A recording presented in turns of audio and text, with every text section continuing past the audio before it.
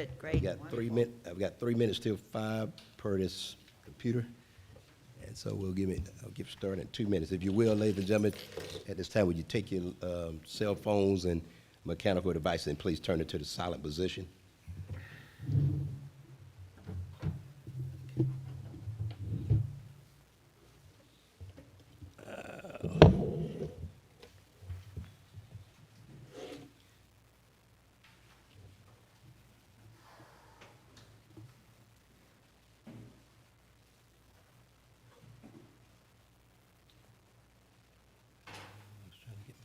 Email.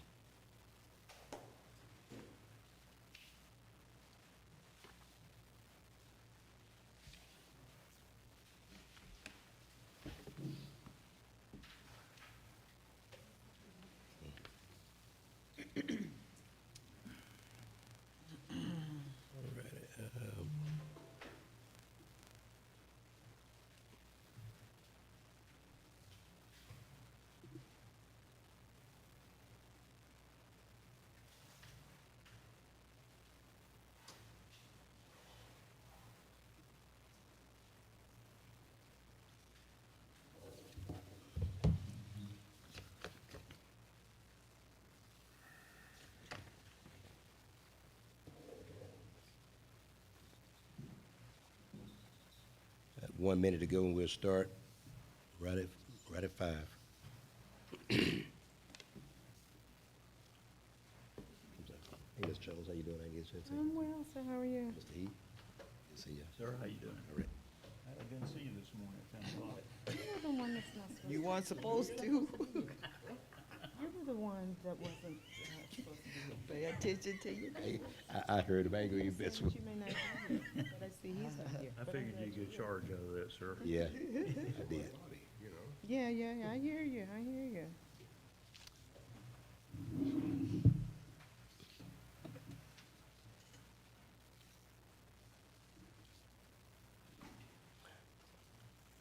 All righty, sir, we are ready to go. And, we're ready, sir? Okay, with that being said, we'll bring our meeting to order. Ms. James, would you call the roll of the city council? Oh, okay. Yes, ma'am, and I do have a quorum. Yes, ma'am.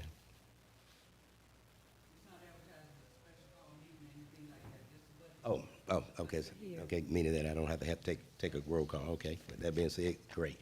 We'll jump right into it. Mr. City Manager, you want to start? Thank you, Mr. Mayor, council members. As directed by the City of Fairburn Charter, on August 1st, the City Administrator's Office, in cooperation with our department leaders and teams, transmitted a proposed budget for your consideration. There are a few responsibilities for us as staff that are more significant than our fiscal management of taxpayer resources. We went through a very deliberate process in comprising and putting together the proposed budget that has been presented for your consideration this evening.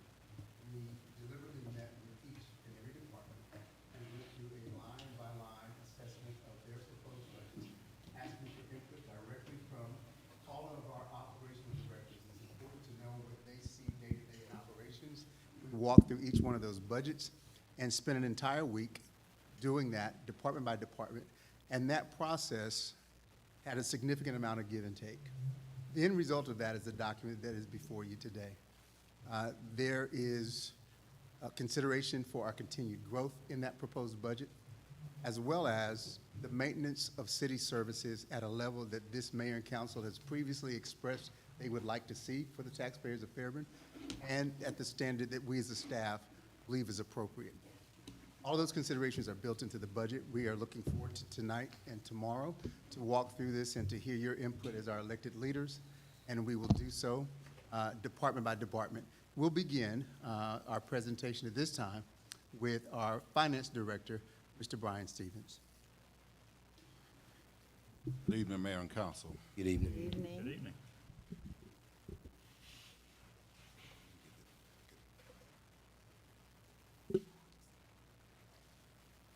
I am excited to be here to go through this budget process. I can tell you I've been a lot of places and done a lot of budgets. I have not seen a place in my 15 years of doing this that takes this amount of detail and deliberation when it comes to the budget process, before we even get to you guys. So this was a lot of work, a lot of hard work by our staff, a lot of consideration. Philip says, speaking with our directors, getting their direct input was very helpful. I just want to start tonight by just doing a small bit on the millage rate. As we know, we set the millage rate, or you guys set the millage rate at a level in order to fund the city's maintenance and operations. We have to have enough in revenue to fund our operations. But just in case, this is kind of millage rate 101. I just want to walk through some of that, making no assumptions. The millage rate is the tax rate used to calculate local property taxes. It's against the assessed value of the property. It represents every $1,000 of the property's assessed value. For example, a millage rate of 8 mills is $8 per $1,000 in value. Again, as I said earlier, the city must set a millage rate that provides sufficient revenue to support the maintenance and operations of the city for the new fiscal year. How are the taxes assessed? You are assessed, not to go through all these words, it's 40% of your value. So if you have a $200,000 house, it's 80% of your value. That's your taxable rate. Property owners that do not, and it is important that we stress to our citizens, we do not set the property values. That's set by the Fulton County Tax Assessor's Office.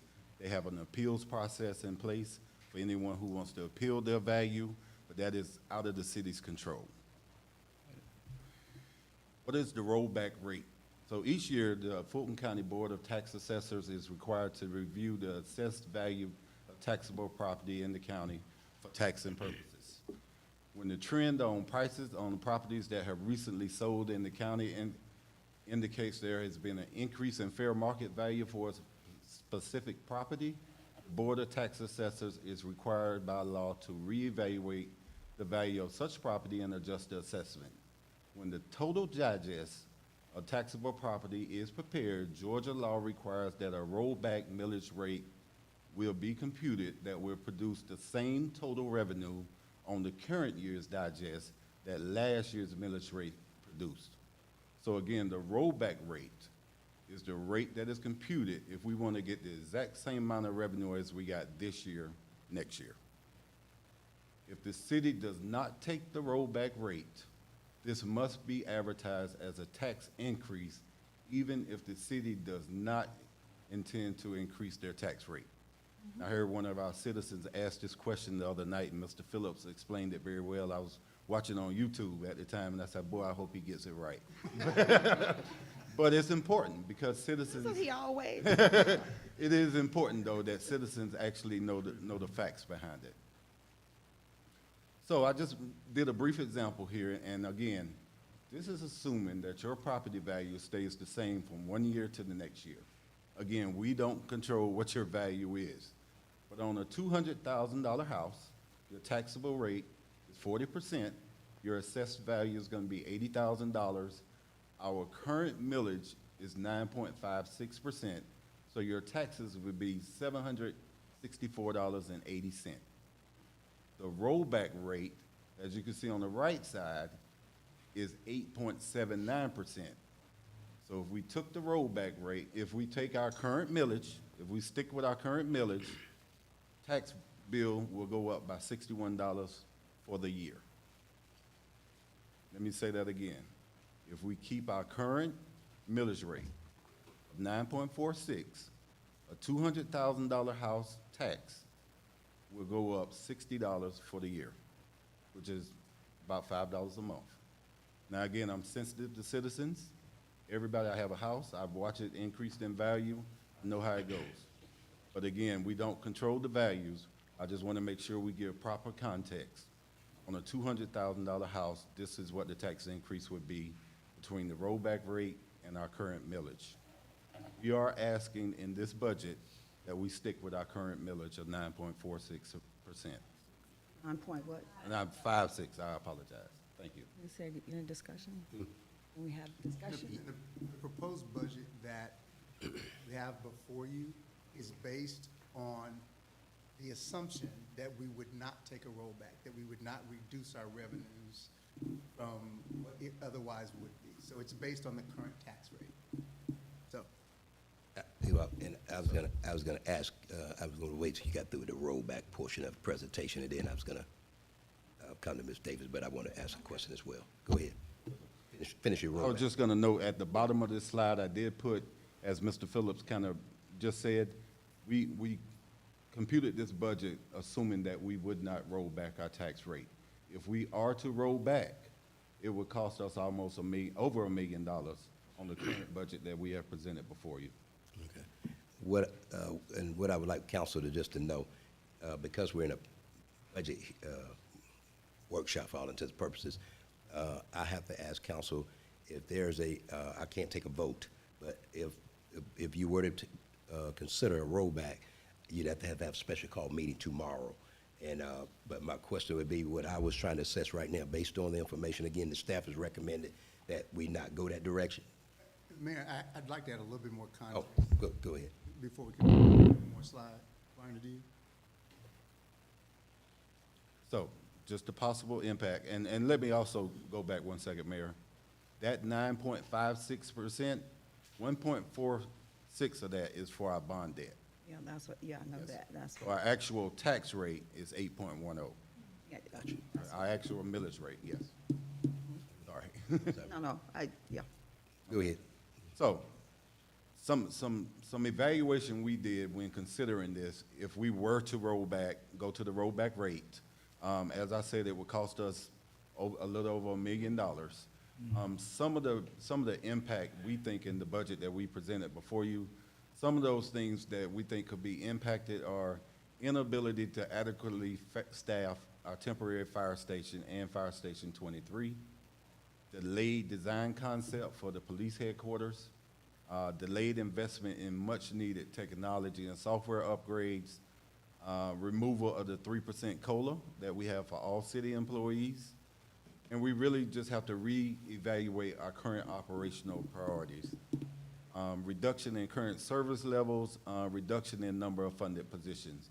So those are just some possible implications. Again, we are at the will of the council, and we would do it whatever you guys, what this body wants done. Mr. Phillips? Thank you. I just wanted to add a little additional context, Mayor, to this particular issue. We took an opportunity to, here we go. So if you would glance at this particular slide, I took the opportunity to look at millage rates for all the cities in the South Fulton Crescent, and not the city of South Fulton, below I-20 in Fulton County. Because I wanted us to see, where does Fairburn sit as it compares to other cities? And as you can see, we have the third lowest millage rate of any city in our area. Our actual millage rate before the bond referendum is 8.1. The only cities once you consider the bond, because actually, Chat Hills and Palmetto's M&O, their maintenance and operation millage rate, is higher than ours. Once you factor in the bond, ours comes out to 9.56. We are the third lowest. The only two lower than us are Chat Hills and Palmetto. Chat Hills is approximately 3,000 residents. Palmetto has about 5,000. We're nearly 20,000. So in the larger context, our millage rate is moderate. It is not, if you look at the top of that list, as you can see, Hapeville, which is smaller than we are, they have a 15.729 millage rate. And so I think the city has done a good job of fiscal management and budgeting well so that we don't have an overly detrimental millage rate. Now, anytime someone has to pay money, we recognize that's a challenge. But as we explained in this process, as your home increases in value, the tax rate that is calculated from that value is also going to increase.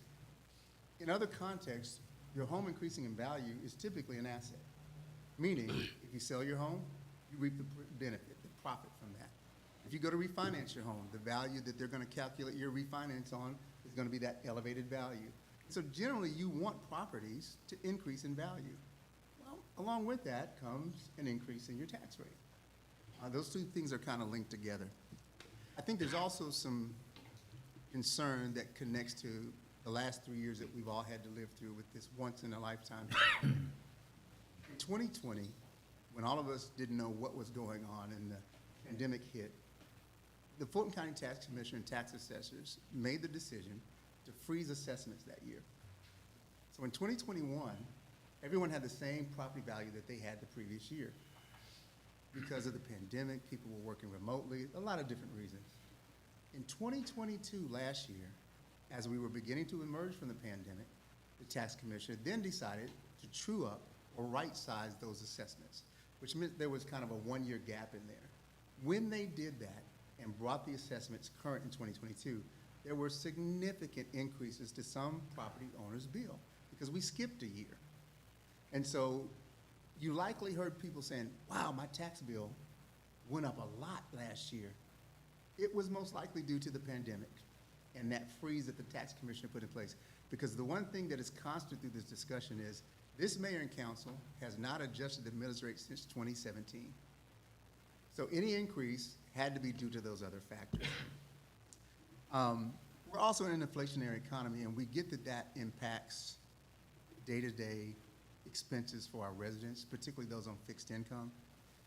But inflationary prices also affect the city. We pay more for gas. We pay more for equipment. We pay more for uniforms. We pay more for all of the things it takes to provide the very services that we provide on a daily basis.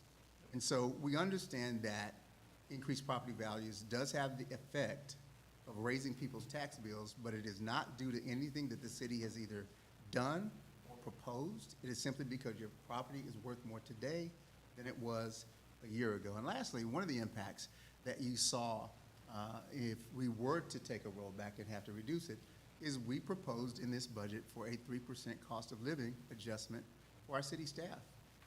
They too have to live in an inflationary economy. They too have to put gas in their cars.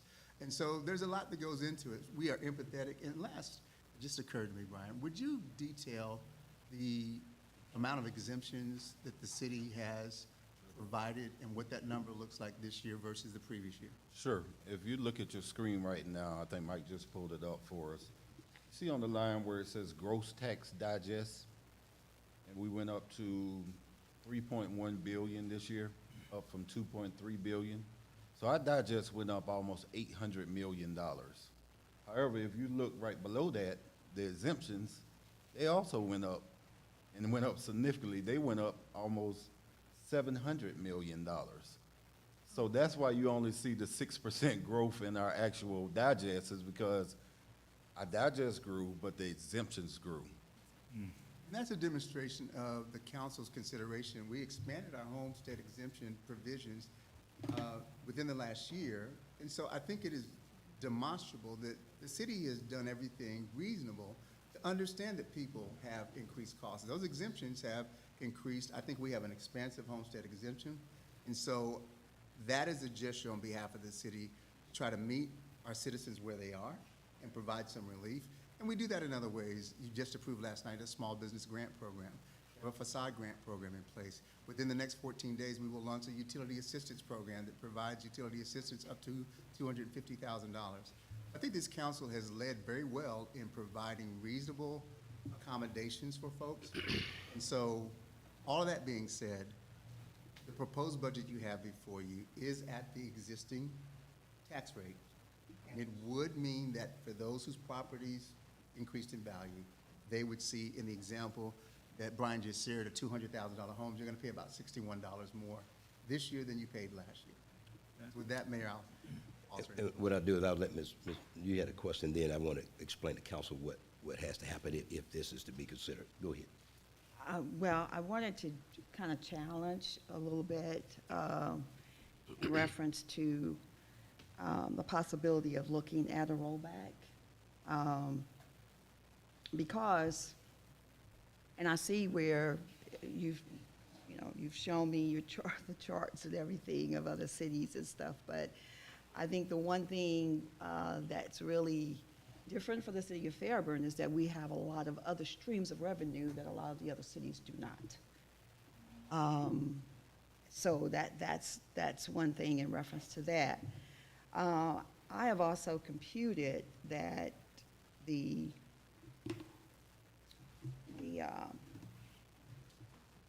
percentage of the property tax from 2023, 2022 to 2023 was maybe 12.44%. Now, my calculations could be a little off. Can you repeat that, please? Clarify that. What number does that, how do you derive that? I took what the actual budget was for 2022, 2023, and the actual property tax that was collected for that same period. So, I mean, it may not be exact, but I'm just trying to make a point right here. So let me finish. So with with the same millage rate we have, but the property values have increased. And in reference to the property values, just because Fulton County increases property values does not mean your house is going to be sold for that amount of money, number one. Where they get those values from, there's no absolute way they are calculated. It's, did you have your hand up? Oh, okay. I mean, it's all various kinds of things, so it's nothing absolute about that, the value. And there's no guarantee that if you sell your house, you're going to get that same value that Fulton County puts on it. And in fact, they don't even look at that value, because I remember I was in a situation when that was important, and they don't even look at, they don't even count, judges don't even count that value that Fulton County puts on your house. So my whole thing here, and this is me, is that we have an opportunity to do something good, do something that is different for our citizens. We have a 25% poverty level here in the city of Fairburn, according to the census. And if, now that I've asked Mr. Phillips to check and see if a rollback has to be that exact amount. And you said that you were going to check on that, because I'm not saying my proposal or what my heart is saying and what I have to do is not saying use the whole rollback. But if we could just set an example that because of the values, when we have nothing to do with those values, those property values, we have no control over that. But because the property values have increased, and maybe in the past years that we have not increased the millage rate, we may have had an opportunity to decrease it, and we didn't. We just stayed where we were. I'm just saying that's a possibility, okay? I'm just saying that's a possibility. But is there an opportunity for us to roll back just a certain percentage, or does it have to be that exact percent that's calculated? That's my, because I don't believe it should be that exact amount. So, And I still got some explanations, but go ahead, you can in answer answer my to your question, the mayor and council have the legal authority to adjust the millage rate to whatever you choose. Okay. You can adjust it to any amount you choose. In reference to other streams of revenue, I'm not sure which specific streams you're referencing, but I can tell you that in our due diligence, we consider all available revenue in proposing a budget. So there aren't other revenues that are anticipated in the budget we proposed that are available to access. So we look at all the revenue that we have available, and that's included. So I know you mentioned some other streams of revenue. Streams of revenue that we have, we have, motel tax, we have other streams of revenue that we use. Electric, water, sanitation, that's what I'm talking about. So- In outside of property tax is what I'm saying. Agreed. All of those are anticipated in the proposed budget. We do not have any, utilities is another discussion because Yeah, we and don't I know have about revenue from utilities. I didn't say road utilities. Right. So all of the other revenue, you mentioned hotel motel tax, that funds Third Fridays on Main. Yeah. And so all of those revenues, I just wanted to be clear that they're all anticipated I in. know they're in here. Okay. Yeah, I'm not saying they're not in here. Okay. I'm just saying we have access to additional revenues instead, in addition to property taxes, is what I'm saying. And whereas other cities may not have those streams that we have, because I know you're comparing, and I don't want to, elongate this discussion, but it just seems to me that, first and foremost, I think total budget is almost like $7 million increase from last year, and I think that's a lot. 65 million to 72. In the overall funds, our general fund budget is going from 24.1 to 29.3, which is about an 18% increase. Okay. All of those are not operating funds. When you. Those are, That's okay. not operating. Our operating budget is what, Our operating budget currently is 24.1 million. that's what pays salaries, provides services. All those other things are not calculated in the, we don't operate the city on a $72 million budget. Okay. Okay. So. Go ahead, you say that. Okay. But really, outside of that, if I did my little calculation in reference to what the property tax will be, if we do not do a slight rollback, it will be, to me, like 30%. I I'm mean, not sure how you calculated that. I just told you, just like I did with the 22, 23. Okay. But basically what I'm saying, folks, come on, this is what I'm saying. This is an opportunity for us to say to our citizens that, yeah, your property has increased. Yeah, and we have an opportunity to collect a lot more property taxes here. But we're not going to collect all the amount that we can.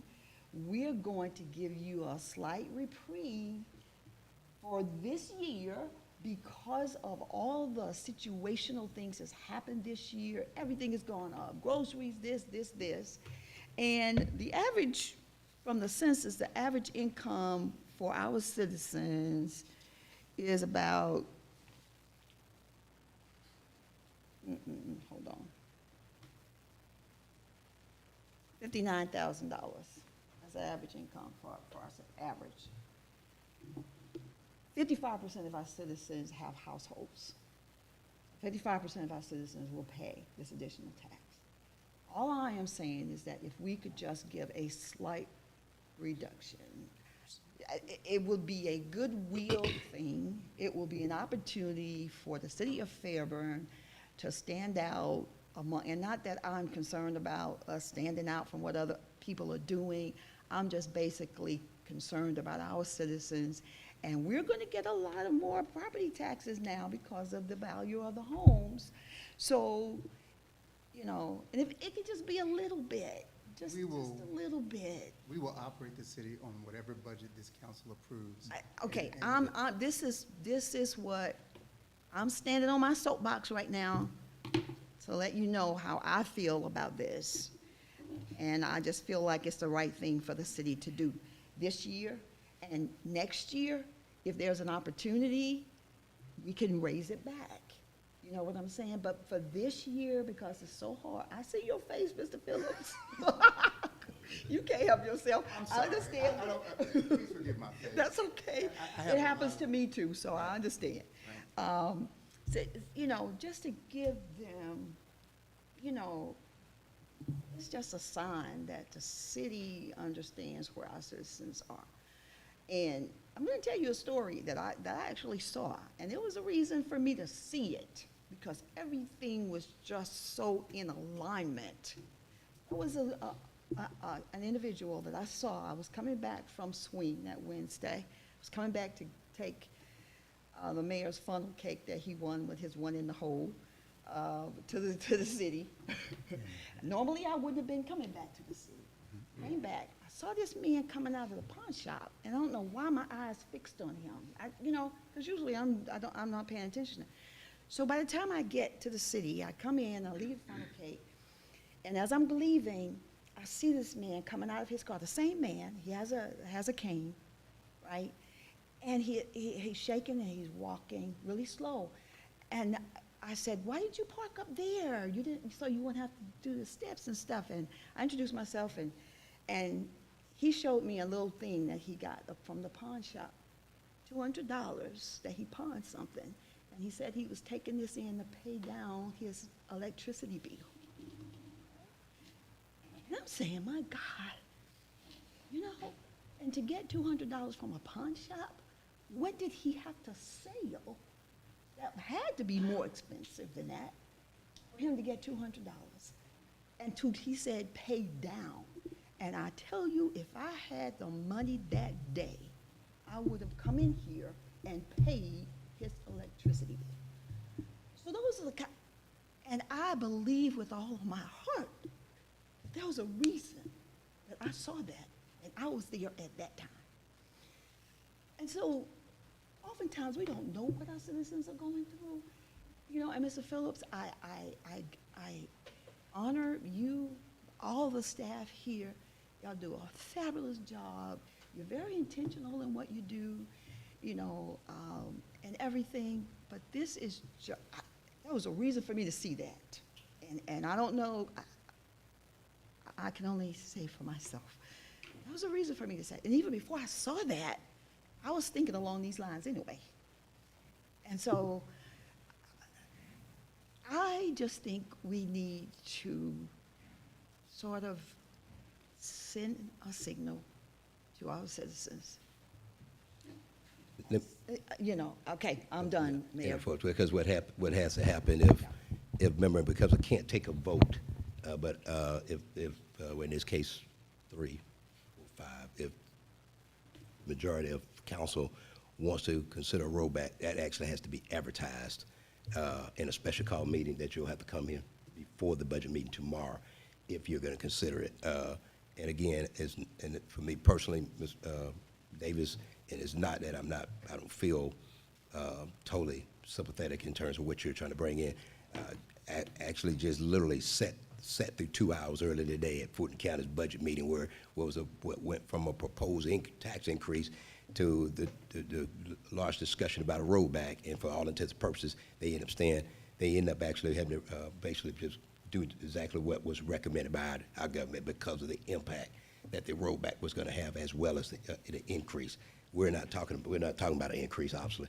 And so what I have to get an assessment from members of council, if you want to have a special call meeting to, basically in this case, to adopt a rollback. And so I can't take a vote, but unfortunately I won't be able to support that because of we just spent 18 months, literally 18 months, trying to bring our service levels to a level whereby that was the #1 complaint that I received the entire time I was running. I'm just speaking for me. I'm not speaking for the members of the body. But with the situation where, and because in this case, a rollback in this case means actually personnel, the loss of personnel, not programs, personnel. I need to make sure real clear. With the situation for me personally, and I could give numerous examples, but I won't. I'll let members of council chime in how you want after this. But there's 2 or 3 incidents that really stuck out for me. A fire that took place on Marijuana, where we did not have adequate equipment and adequate personnel in the lady's house. Actually, the house is torn down now because it burned up. And the other issue is our fire department shows up at two situations where didn't have the adequate equipment and manpower, because in this case, what we didn't know, I was really concerned as it relates to state required minimum fire and police officers. The one that I think that struck me the most, and I heard a citizen mention the other day during our public comment about utilities. I don't know, again, that is a total separate deviation for what I've seen in the utility department, because when I came on done, there was a manager in utility that actually begged me, could you please bring us adequate men and women to work in the midst of storms? If I remember correctly, I want to say it was 3. And so our service levels was just, it was just an abomination. I don't know the way to put it. And so if the council considers a rollback, the thing that we've just spent the last 18 months trying to bring our service levels up. And again, I I'm not telling you one way or the other. I'm telling you why I can't do it, because we just spent 18 months, because folks was complaining to me, and I don't know if you heard about service levels for taxes. So that is what will ultimately be on the bar. The question is, do a member of council want to chime in at all as relates to this? Because what I'm trying to get an idea, do you want to come to a special call meeting tomorrow? And that could be just yay or nay. I'm not taking a vote, right? I'm not taking a vote of that. I'm just getting a consensus, yay or nay. Ms. Jones, I'm just gonna go straight down. I have a question. Why does that special call meeting need to happen tomorrow? Why can't it happen after we've heard all of the departments? So there may be an opportunity. We'd have to look at the state law that mandates how long we have to advertise the public hearings. The final budget must be approved by September 26th. Tomorrow is not the only option, but there is a specific timeline. So we could do some due diligence this afternoon, this evening, to figure out what is the last opportunity for us to revisit this and stay in compliance with state law. That's my request. Okay. Ms. Chris, did you? I was going to say, in reference to advertising, with the South Fulton Neighbor newspaper being our legal organ, typically we have to get the items to them the Wednesday to run the following week. And so it may require that we shift the schedule in reference to the public hearings and the approval of the budget, just so council is aware. Because we have to go on a timeline, because I think the state law, Ms. James, if you correct me if I'm incorrect, we have to advertise it a week prior to the public hearings. And if we need to change those dates, we have to look at that with the South Fulton Neighbor newspaper. That's fine. Okay. Any other member of council? If I can, Mayor, Yes, sir, go ahead. I want to also make sure that council knows if we do not go back to the 8.79 rollback rate, if we do anything more than that, we still have to advertise it as a property tax increase, because we're still getting more revenue than the previous year. So, again, as Mr. Phillips said, you guys can set the tax rate at any amount that you want. But if we do not go back to that specific number, 8.79, and we have to advertise it as a property tax increase by law. But you isn't that can- what it is? Yes. Yeah. It's Well, receiving more revenue. but It's receiving more revenue. That's what we were trying to explain. It's not a tax increase, it's a Yeah. property value increase, but it results in a higher tax bill. But we can So- explain that as saying that we didn't take the full, I mean, you know what I'm saying, that we reduced the amount of taxes that we could have taken.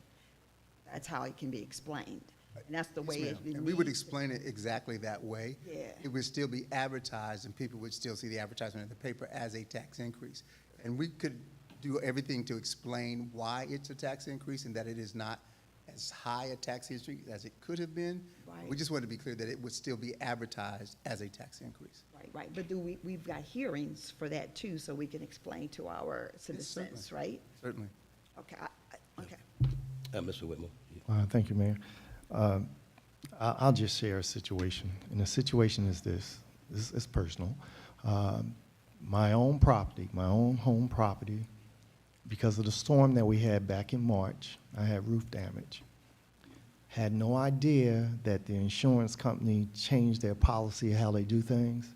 I'm thinking I got a $1,000 deductible. That turned into 1% of the value that I turned into the insurance company in my house because of the equity and what it's going to cost to rebuild my house. $1,000 went to $7,500. Was not prepared for that. But I look at it that I needed to do that in the event something happened to my house, if I wanted to rebuild it to the current standards with the current rates. I also take into consideration that what we have been through over the past couple of years with the pandemic, and there were a lot of concessions with this government during those troubling times, even with the money that we got from the feds and the state and everything else. There's going to come a time when we have to make some hard decisions, and this is going to be one of them, but you have to make some hard decisions in order to keep the level of government that we currently have, with the staffing that we have, with the percentage of increases that we're giving staff because of all the inflationary concerns that we have. And if you can put that, put on the screen with the cities, with the breakdown.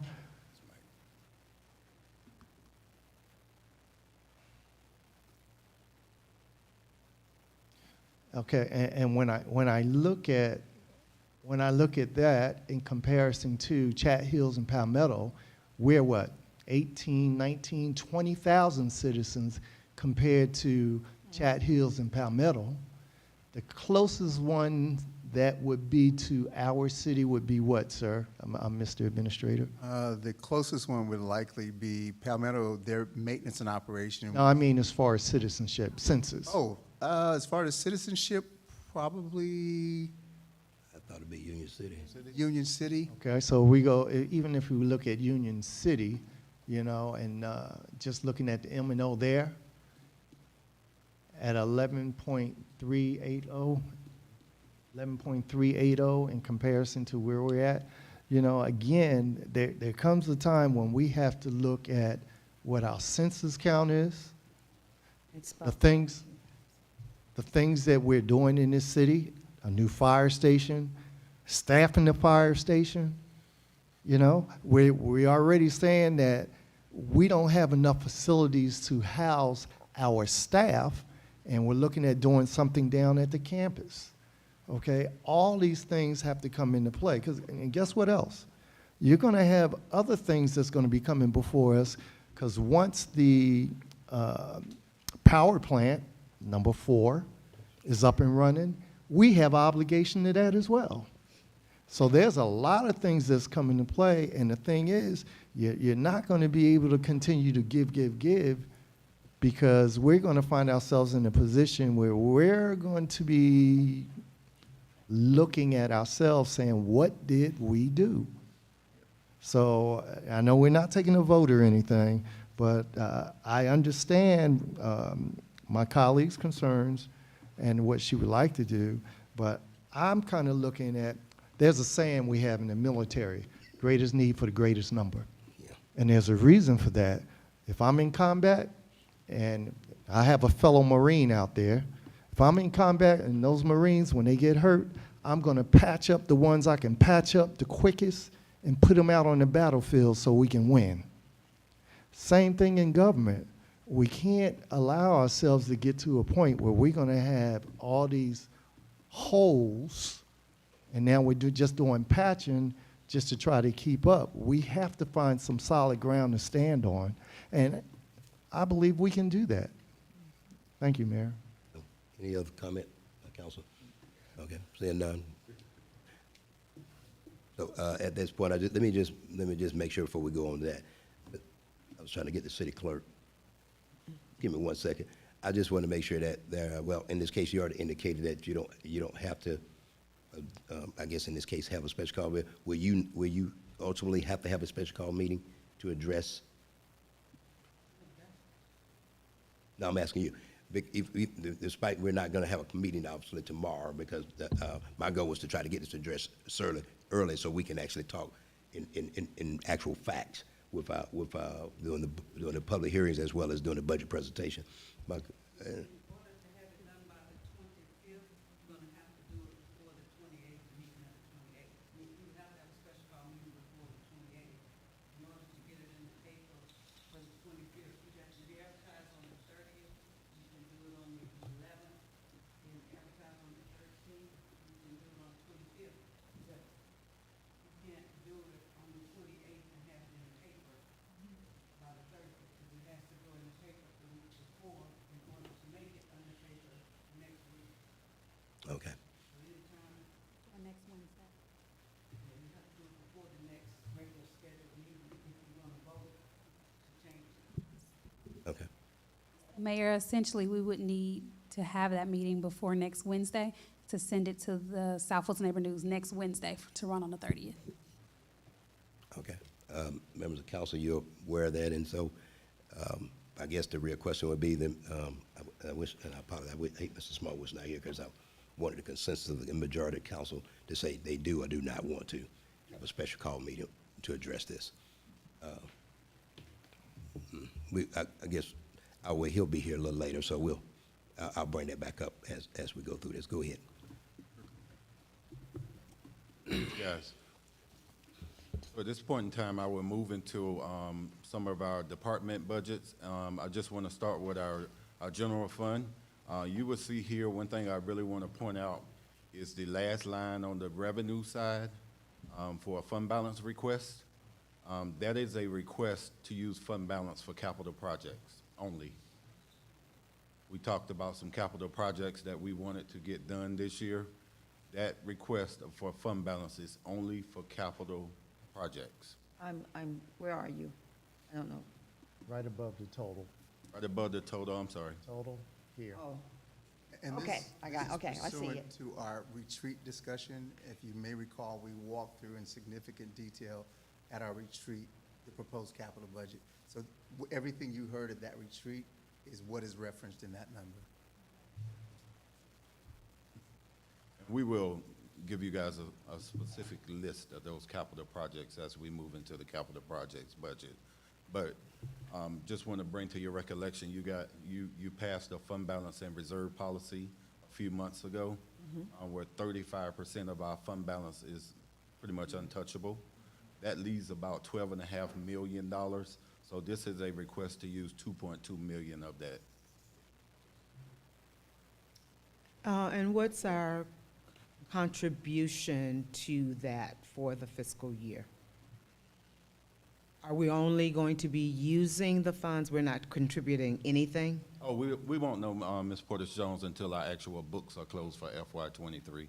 Okay. And usually our books get closed within 90 days of the end of the fiscal year. It's a little delayed this year with the vacancy in my position.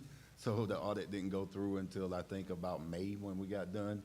But we will know if the fund balance is going up, which I anticipate it will. Anticipate that it will. Yeah, we anticipate, because when we get the monthly financial reports, that is what I'm looking at. I'm looking at every month how different departments are spending versus the revenue that's coming in. But I absolutely anticipate fund balance going up again. I just won't know until all the books are closed and they're audited also.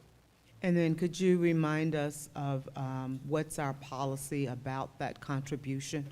What do we state? Is there a percent of? Is there a specific amount?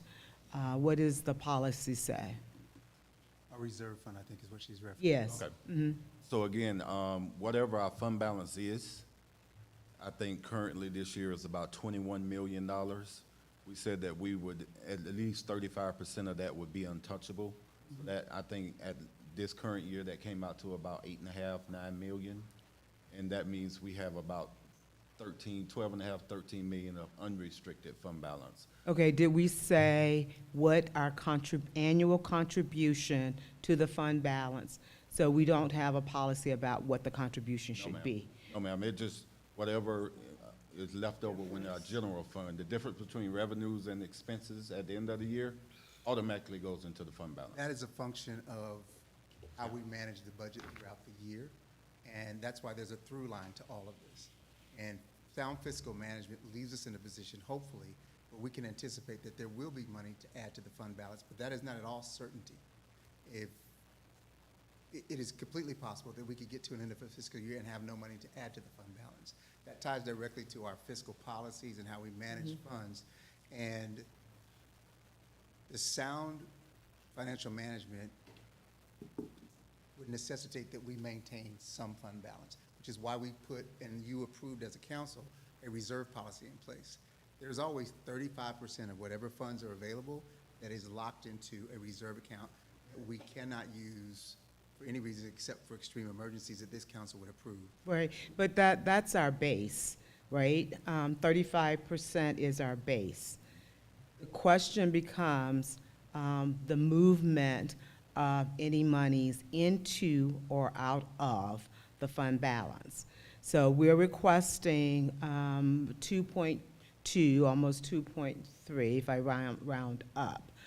I'm asking, and it sounds like we don't have a stated policy of what is contributed to the fund balance, but our practice is that we contribute whatever is left. Is that correct? Yes, ma'am. Okay. Anything moved from that is subject to council approval. Sure. Staff can't touch fund balance. Okay. So nothing comes out of that without this body approving it. Okay, that's fine. I think, thank you for that clarification. I would ask that we just take another look at that for the next fiscal year to make a statement about what the movement of money into should be. If there is zero, there's zero. But if there's $1, should it be 50 cents of that dollar or 12%, okay? So I'm just saying so that we, yes, we have an established policy and rule about what, because there could be times, which has happened, there was zero contribution to it. And it wasn't because we didn't have the money. It was because we just didn't. And I'm asking that we just, you know, modify the policy, which is a good step in the right direction, to just make a statement about what should be contributed to. Yes, ma'am. All right, And I thank think you. Ms. Portis-Jones, just for clarification, accounting-wise, anything that's not spent from the general fund automatically goes back in the fund balance. And I think what could satisfy your request is we could pass something that says if the fund balance grows by whatever percent, then we agree that we can't spend another percent. We won't spend more in fund balance than we take in or we increased it that year. But just for accounting purposes, everything from the general fund that's not spent automatically goes in. Okay. in the fund. Well, I just like that statement to be included in the policy. If that's Understood. general accepted accounting principles, then if we can just include that in the policy. Absolutely. It's about institutionalizing some practices, so. Makes sense. All right, thank you. So you see the department budgets over on the right-hand side. Each department budget, we will be walked through over the next 2 days. Our next slide is related to our other funds. This is any funds that are not general funds. You can see everything from the confiscated funds, the American Rescue Plan Act, and again, most of these we will go through over the next 2 days. And here's a summary of all our funds with a total budget. You can see here our general fund budget that we're proposing. It's $29,351,090, and our other funds budget that we are proposing is $43,452,813. And other funds are the enterprises? It's all of these right here. Okay, Yes, ma'am. okay.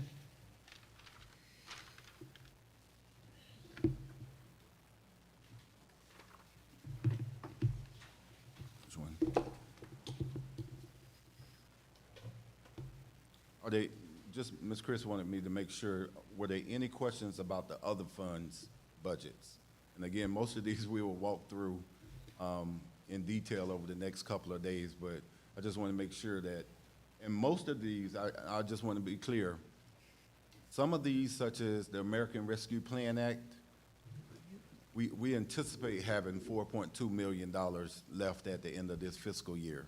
However, if Mr. Smith is able to get some things done in the next 30 to 45 days, it might be a little less, and we'll be coming back to council like, hey, we need to amend that budget down a little bit. But some of these, they're carryover budgets on some of these in relation to some of the grants. Some of them are new, some of them are carryover. So I just want to make that distinction also. But aren't we, I'm sorry, were you going to say something? I just, go ahead. But aren't we going to, Mr. Phillips graciously gave us a listing of what is going to be discussed for today. ma'am. So there are some of those fund Yes, ma'am. balances that's underneath some of these. Yes, ma'am. Yes, So ma'am. we'll discuss them at that point? Yes, Yes, ma'am. Okay. Yes, ma'am. I just want to, if it's not included, and if not today, tomorrow, if you can just provide us a schedule of the schedule of dollars to be received from the American Rescue Plan, if I'm saying that right, right? What's the Department of Treasurer's payment schedule to cities? So we have received all of the American Rescue Plan Act funding the city was eligible for. It was a Okay. total of $6.2 million. Okay. What you will see over the next 2 days is how those funds are proposed to be allocated to various projects in the city. So again, similar to the question that Mayor Pro Tem just asked, you will see references to those various funds, specifically the American Rescue Plan Act, as we move forward in some of the departmental budgets. We're using that funding to accomplish some of our projects priorities for FY '24. All right, thank you. I have another You still got, question. you, I'm done, thank you. go ahead. Did any of our businesses, which federal fund, and this may have nothing to do with why we're here, it's just one of our businesses stated to me when I was talking with them that they didn't get any kind of funds whatsoever from the federal government during the pandemic. And I was wondering, is that the American Rescue Act? And that's one of the things that I was going to share with you that No, Mr. ma'am. Amondo's so, told me. Real quick, I'm going to let Ms. Chris give you a little bit additional detail.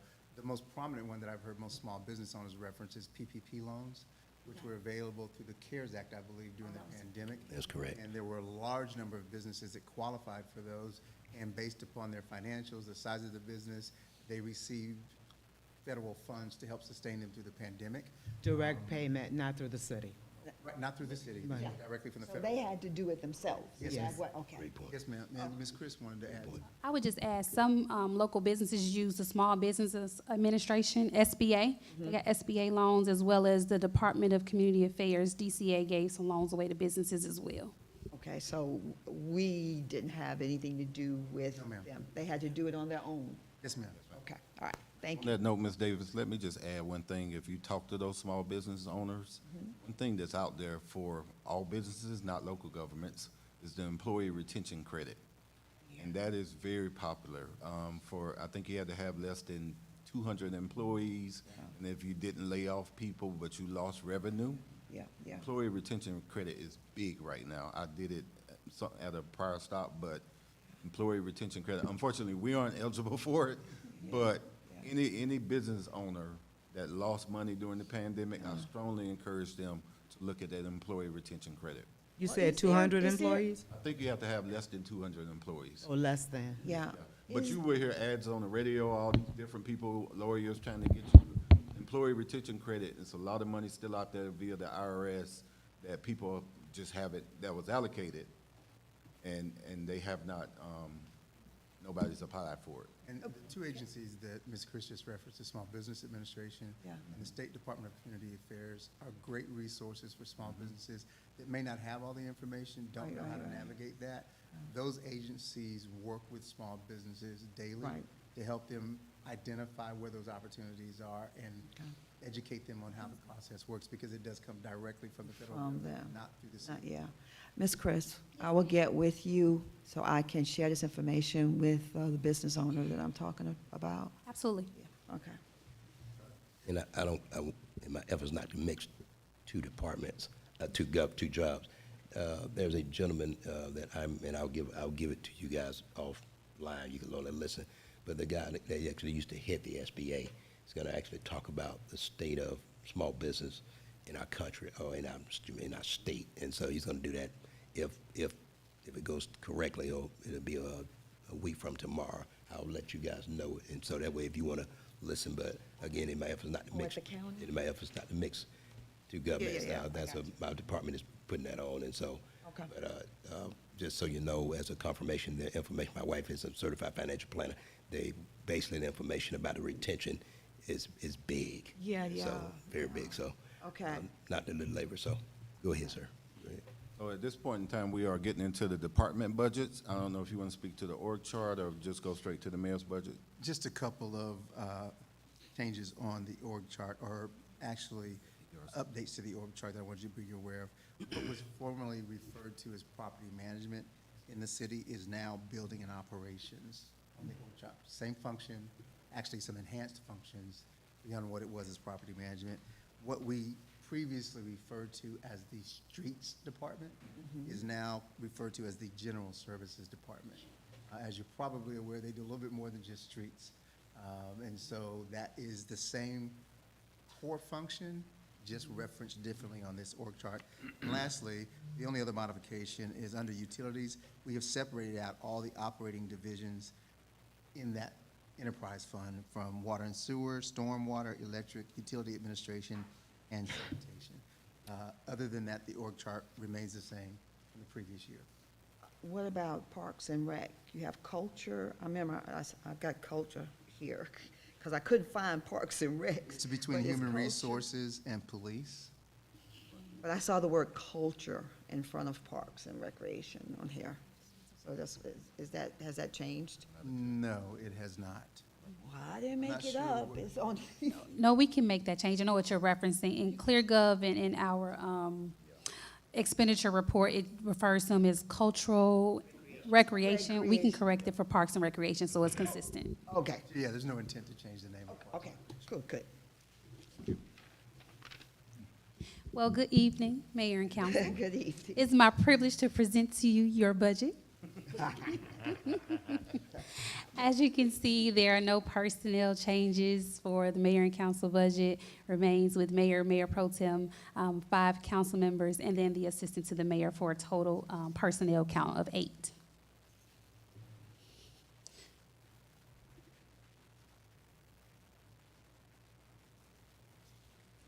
I'll do that when I get to the last slide.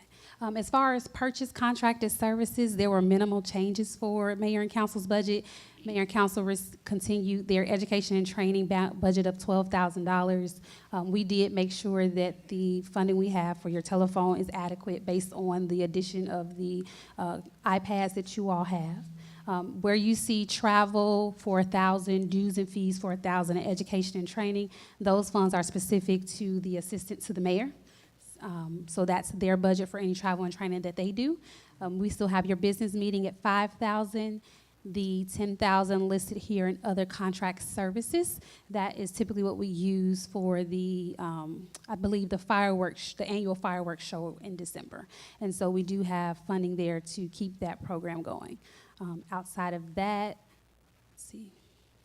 As far as your supplies, we pretty much kept it the same from previous years. 3,500 in office supplies and equipment, 2,000 in uniforms should mayor and council want to get polos or sweaters or anything with the city logo, and then miscellaneous supplies at 2,000. And so you have an overall budget of $379,070. Just as a point of reference, the personnel cost does include the mayor and council's pay increases that go into effect in January. So all of that was allocated in your personnel expenses for the fiscal year 24. And just for clarification purposes, and there was an oversight on my part. When council approved the National League of City allotment for Ms. Jones last year, it was actually, in my mind, I was thinking just of calendar year, but it was actually, in this case, it was clearly stated it was a 2-year appointment. So that extra allocation, I believe, was $7,000. It was. That would actually, in this case, for this year, to basically, in this case, to facilitate the extra travel as a result of being a board member for the National League of Cities. So I just wanted to make sure that was, any member of the council have a question about that? Okay. So that all needs right. to be on, is that in here? And, That's well, not in it's here actually yet. gonna need to be adjusted, and Adjusted. that was, So do you, I know this current fiscal year, funds were moved from one funding line to another. Is that council's will to do that, or do you want us to just add 7,000 to increase your overall budget by 7,000? I think it would just be better to just increase it by, Oh. I think it would be better just to allocate it, increase by $7,000. Okay, we'll make that note in the final budget approval.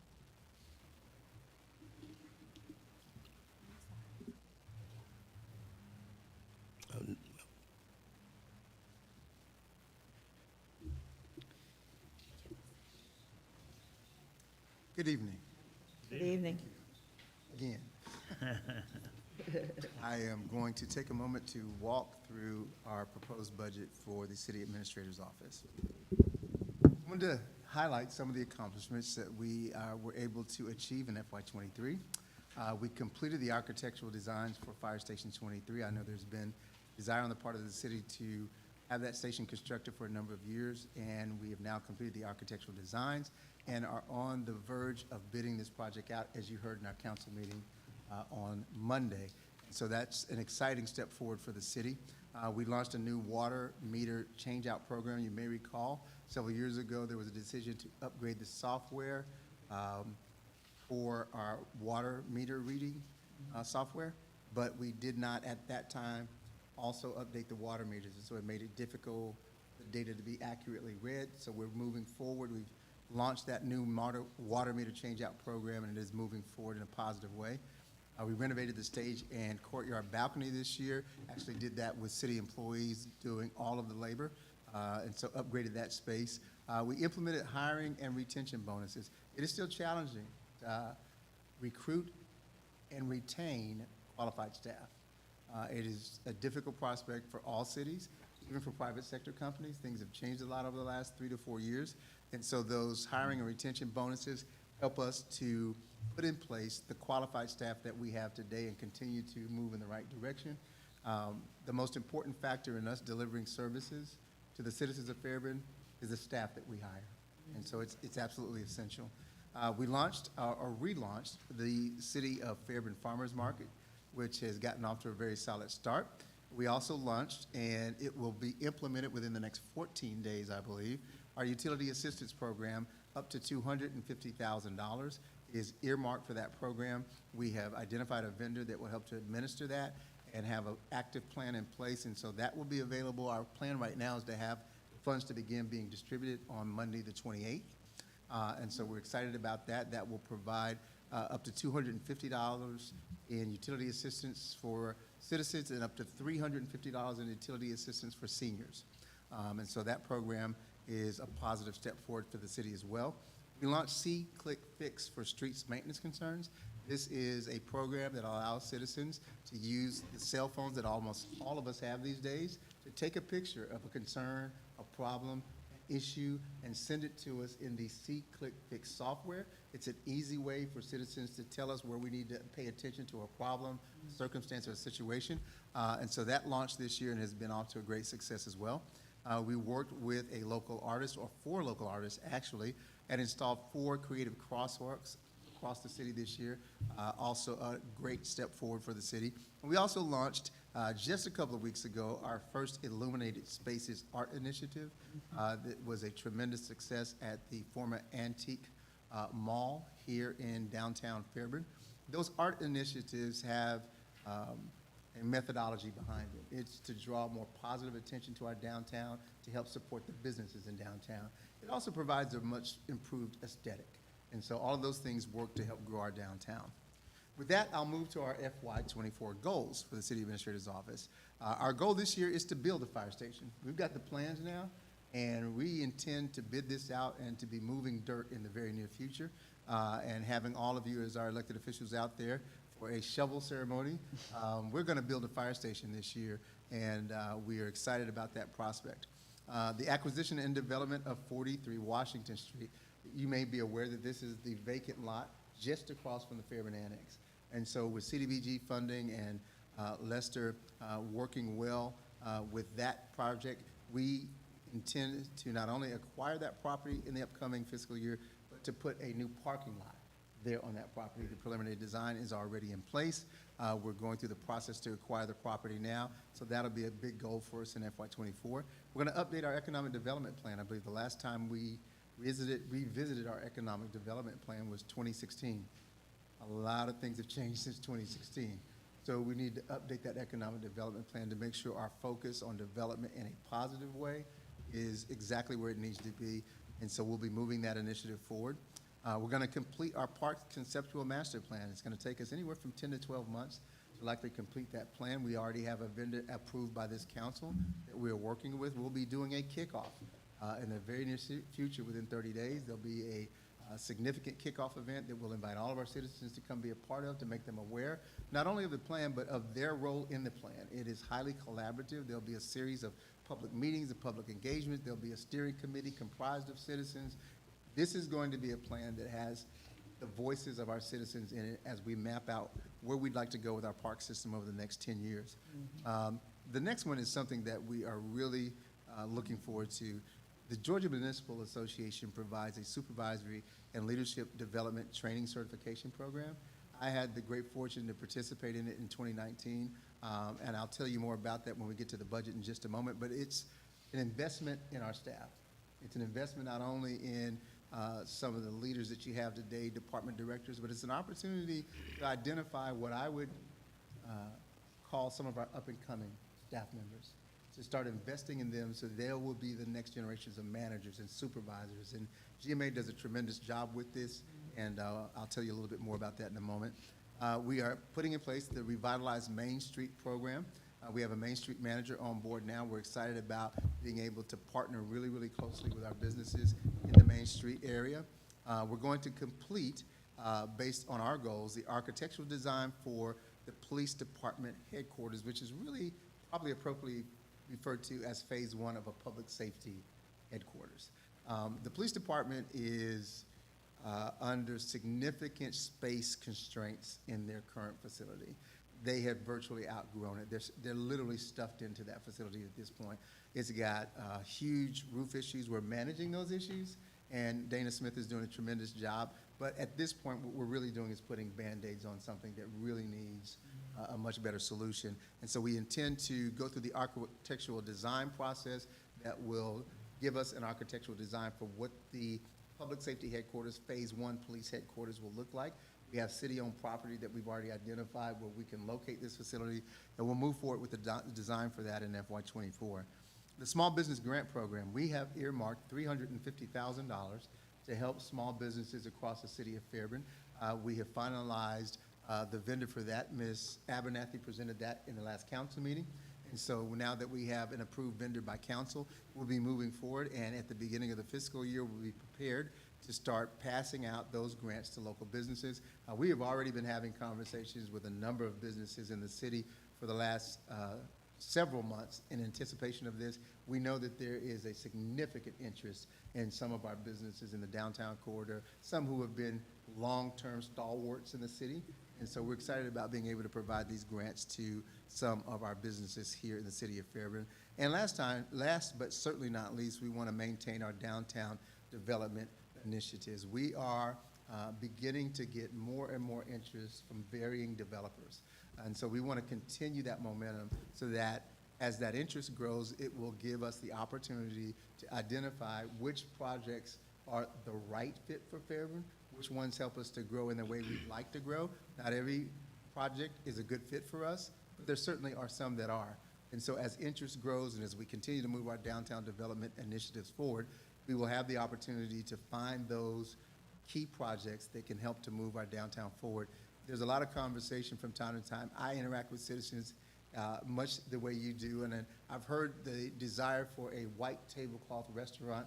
I think it came up in Monday's meeting when we were looking at a zoning issue. Yeah. As all of you know, that requires more rooftops. More rooftops, yeah. And so the ability to identify the right projects at the right quality level. I just wanted to, one quick caveat. I want to make sure that Mayor and Council knows that when developers come to us before they ever get to you, we screen those projects. And thank you, Mayor Pro Tem, you mentioned this on Monday.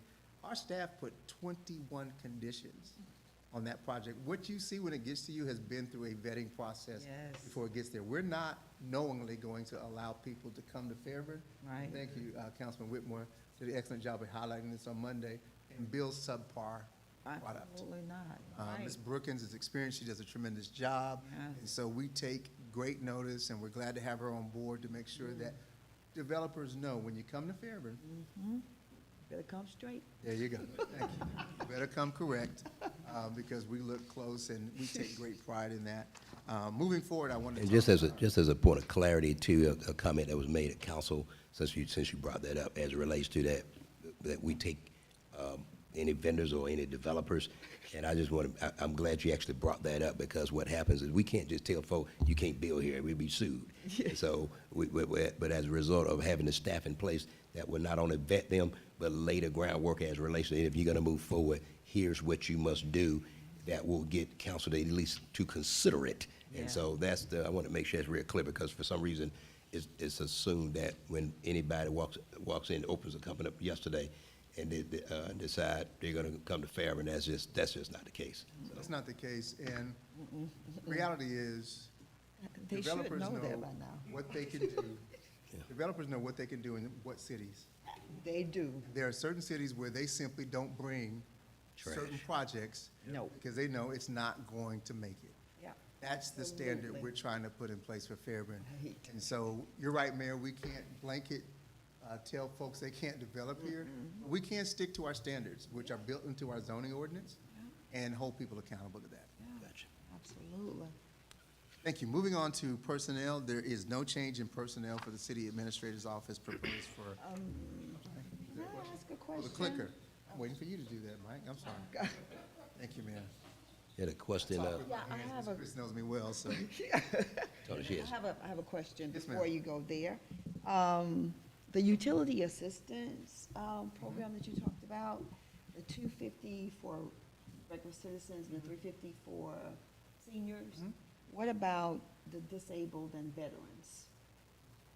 So the two categories we've currently identified are seniors is the only distinct category. We can certainly go back and make the same provisions for that 350 delineation that we did for homestead exemption. Yeah, right. And so disabled veterans, We'll add it. people of that nature. we can- Disabled and veterans, We'll add it. yeah, I think, okay. That's not, yeah, we can certainly add those into that 350 delineation. and since you brought that back up, Ms. Davis, the part I was gonna mention later was that, if I'm correct, still first come, first served.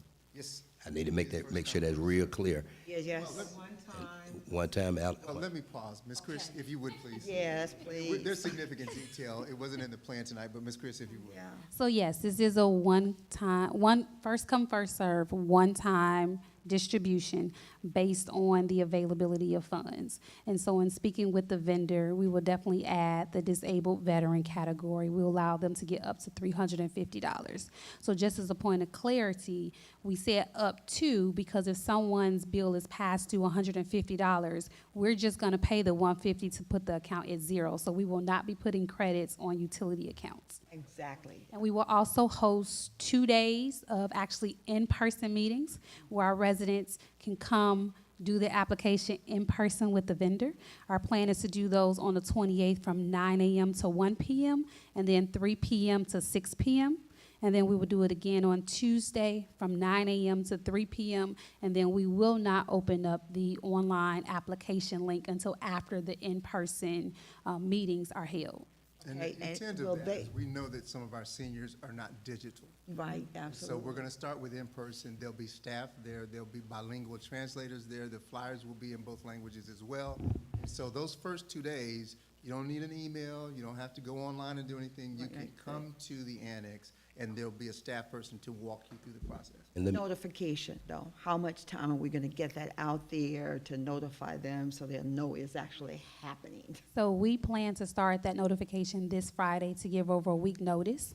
We also are working with the vendor to do robocalls. So we, in speaking with the utilities department, we're trying to extract the contact information that we have in Encode. So we want to get all of the phone numbers on the accounts as well as the email addresses so that we can email the flyer out to everyone, both in English and Spanish, as well as do a robocall. And so now the staff is just kind of working with Encode to see how we can extract that information from our reports. But our plan is to put flyers at locations where we know our seniors frequent, like the youth center, going to the manor, sending it to our local churches, HOAs, and several organizations, just so that we put the information out there. We will that's great. certainly, and I know that our city clerk has a number of our pastors and other members of the faith-based community that we typically use for invocations at city council meetings. Yes, yes. Many of us know the various faith community members here in the city. We definitely want to make sure that we get this information to them for the upcoming Sunday services. Right. So that they, I don't want to start calling names and leave someone out, but all of us know who Right, faith-based yes. community is. That's an excellent way to connect with seniors. And so we'll utilize that network as well, in addition to all the things Ms. Chris just mentioned. Great. Okay, so, go ahead, Ms. Jones. and then, could you provide us then with the criteria, so that that is communicated to citizens, because that'll be the first thing that's asked. Okay, and, secondly, if we're going to include, disabled veteran, as a criteria, what if the disabled veteran is also a senior? What takes precedent, You don't in get- that criteria? Don't Get get it twice. No, I understand. So which one Good is, question. which one is? They will be the same distribution allocation of up to $350. Okay, 350. okay, Yeah. okay, perfect. All right, you may answer that. And just for clarification, we decided when the staff I was discussing this with the city administrator, we thought it'd be smart to break it up so that your seniors are not competing with folk my age, okay? And so that's not just by, I'm sorry, Mr. Senior Center.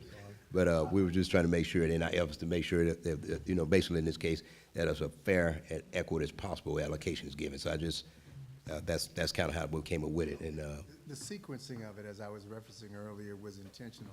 If we opened it up online on day one, it is first come, first serve. You know what would happen?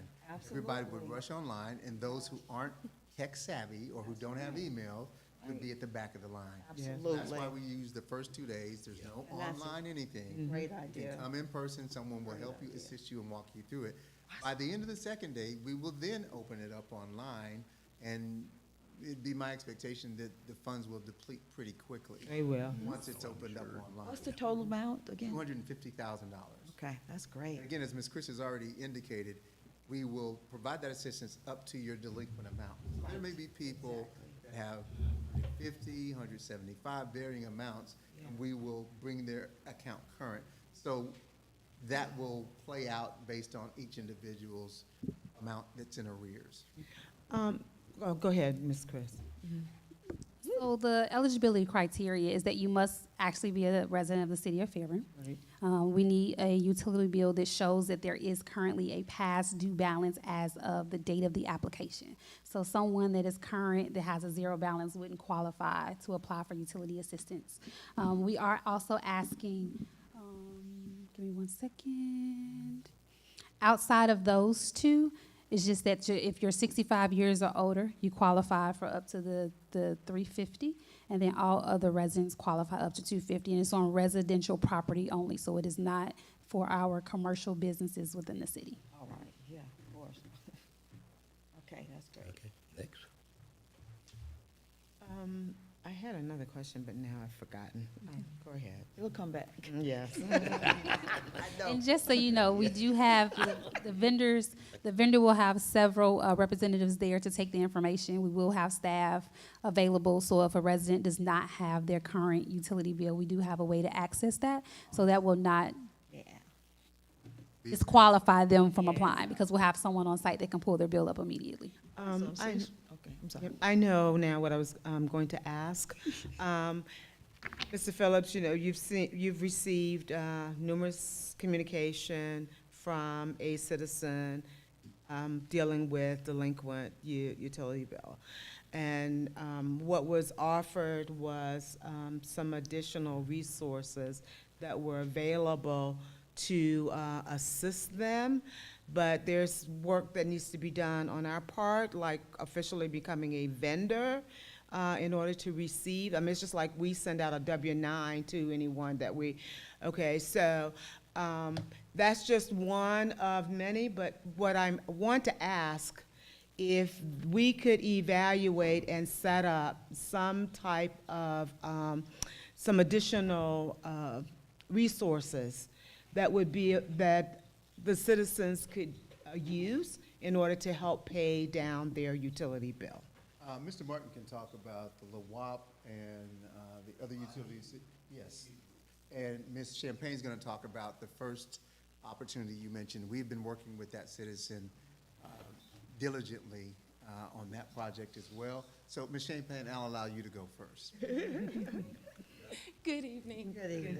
I have been working with the citizen. I am familiar with the United Healthcare UCART program. Typically, citizens who get private insurance through whatever vendor that they utilize have to have the two-part part of the program, which is Medicare and Medicaid. And what happens is it provides them that rewards benefit that allows them the ability to be able to use their card to pay off their utility bills. What we are currently working on right now is allowing those citizens to be able to utilize their card here with the city of Fairburn. What that means is that we have to qualify as a participating location. So right now, they can use that card at other participating locations such as Walmart, things of that nature. Those who are tech savvy are able to go online, go to their account, utilize the drop-down menu, select where they want to pay their bill, and they can pay it online.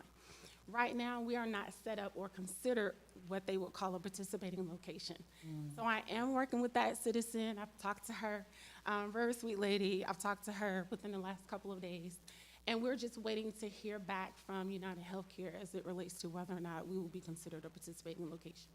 Okay, well, that is good news. I mean, that's the whole point, that we put something in place to access and to help citizens. That's a revenue stream that helps both of us, so that is great.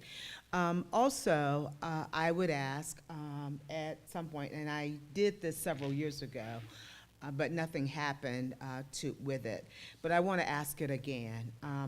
Greystone has what they call Operation Roundup, and what that means is that I pay my utility bill and I'll round up to the next dollar or whatever I want to contribute, and those funds go into assisting those that are less fortunate, who are unable to pay their bills.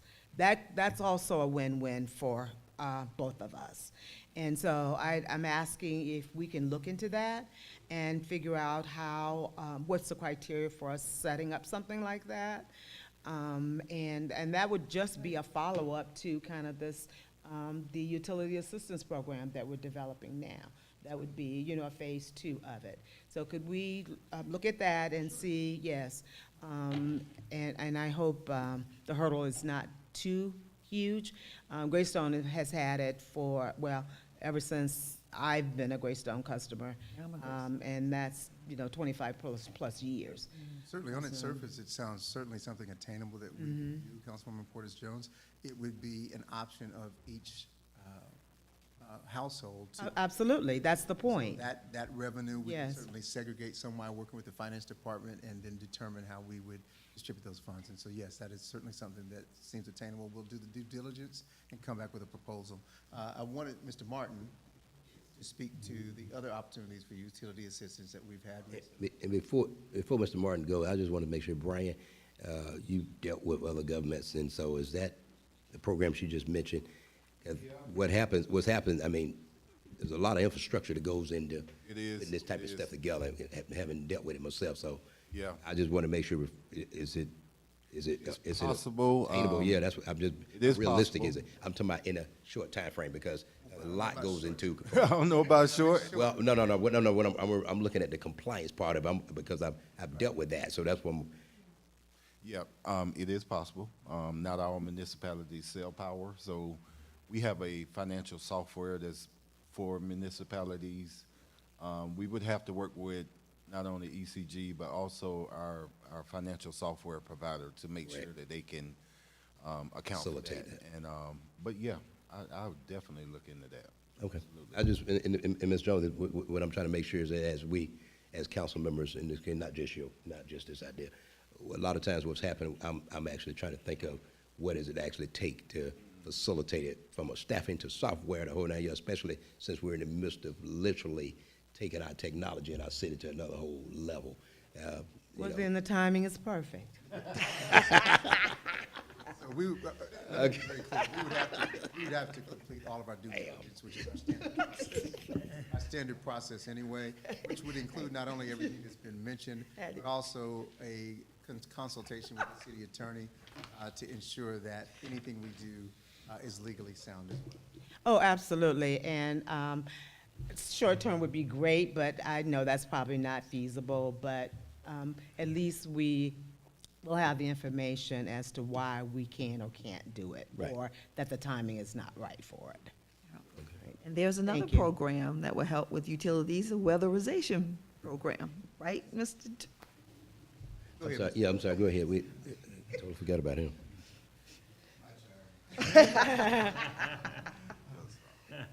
Well, we work every day with a lot of customers, especially senior citizens, on aiding them in acquiring funds from different organizations. Speaking to the mic. The ladies at the office there, they have a list of organizations that are willing to help. And as we talk to each customer individually, we assist them with going ahead on and making contact with them.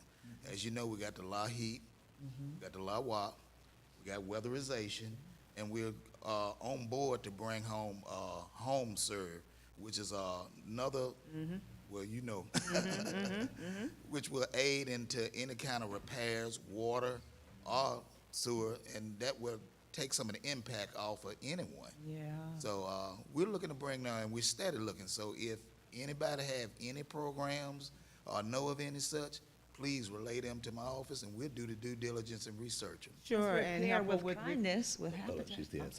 I'm sorry. The fact that you have the list of resources and to assist with referring them to it, and any assistance you can help them in, you know, I know we're limited in that regard. But I want to say thank you for that. I didn't know we had that, so you can add that to your accomplishments, Mr. Phillips. Yeah, so, yes, so that is great, that is great. And we just need to get the word out about that. Yeah. So, thank you. Ms. Davis, you have a comment? Yeah, I just wanted to say the habitat repair with kindness to, for our seniors. And it's done by income level, you know, but it's wonderful. Okay. And just real quick, I believe, Moving forward, Exactly. there's no change in the proposed budget to personnel for the city administrator's office. It remains consistent from the current fiscal year. Going through our purchase and contracted proposed budget, professional services at $46,000. That is primarily for our Urban Pulse contract with Mr. Christopher Pike, who does economic development consulting. That is, also includes our retreat facilitators when we do both the mayor and council retreat and our staff retreat that follows. And that also includes a few small miscellaneous expenses, and that comprises the professional services proposed budget. Our legal fund is set at $675,000 for this year. That is our city attorney cost in billable hours, and we budget that or propose that based on the billable hours from the current year. I'm sorry, go ahead, Ms.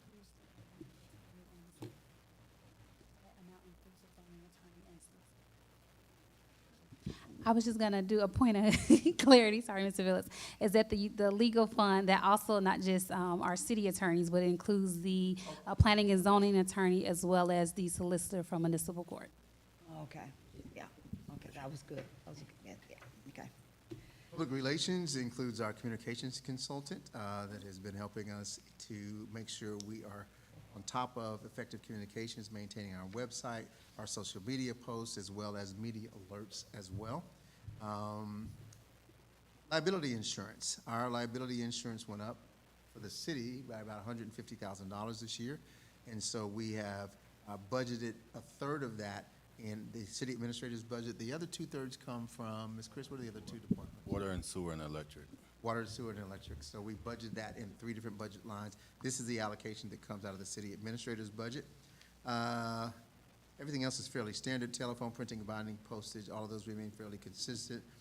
Travel expense is the expense we use for attending conferences, GMA, GCCMA as well.